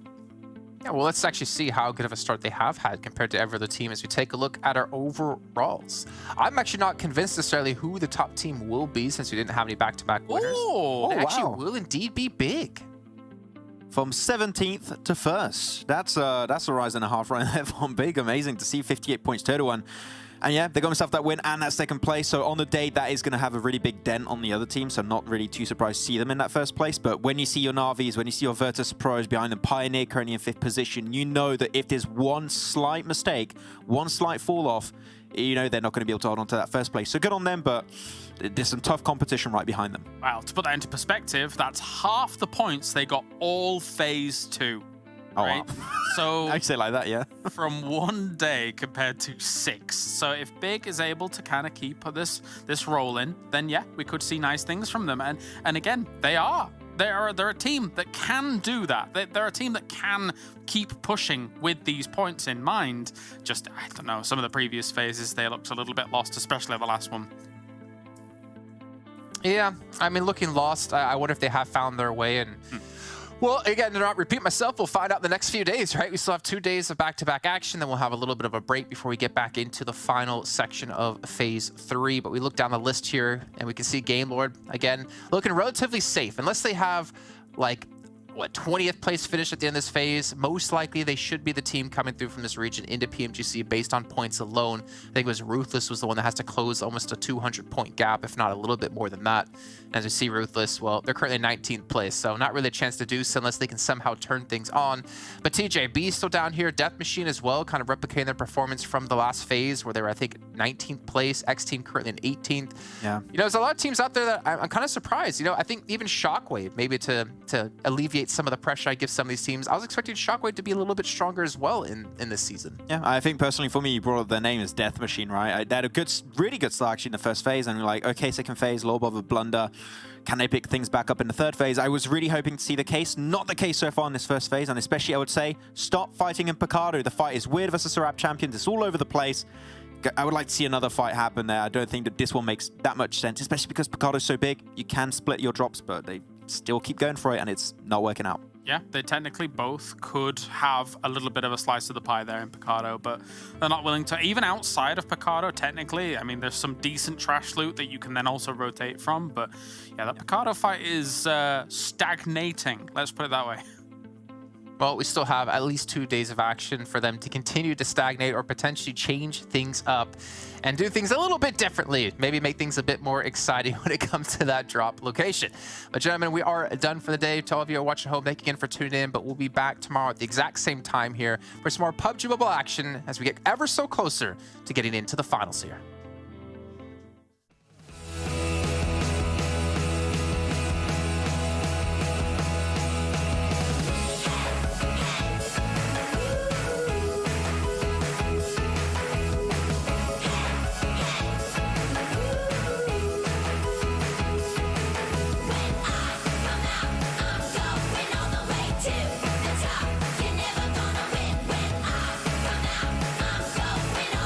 To the top.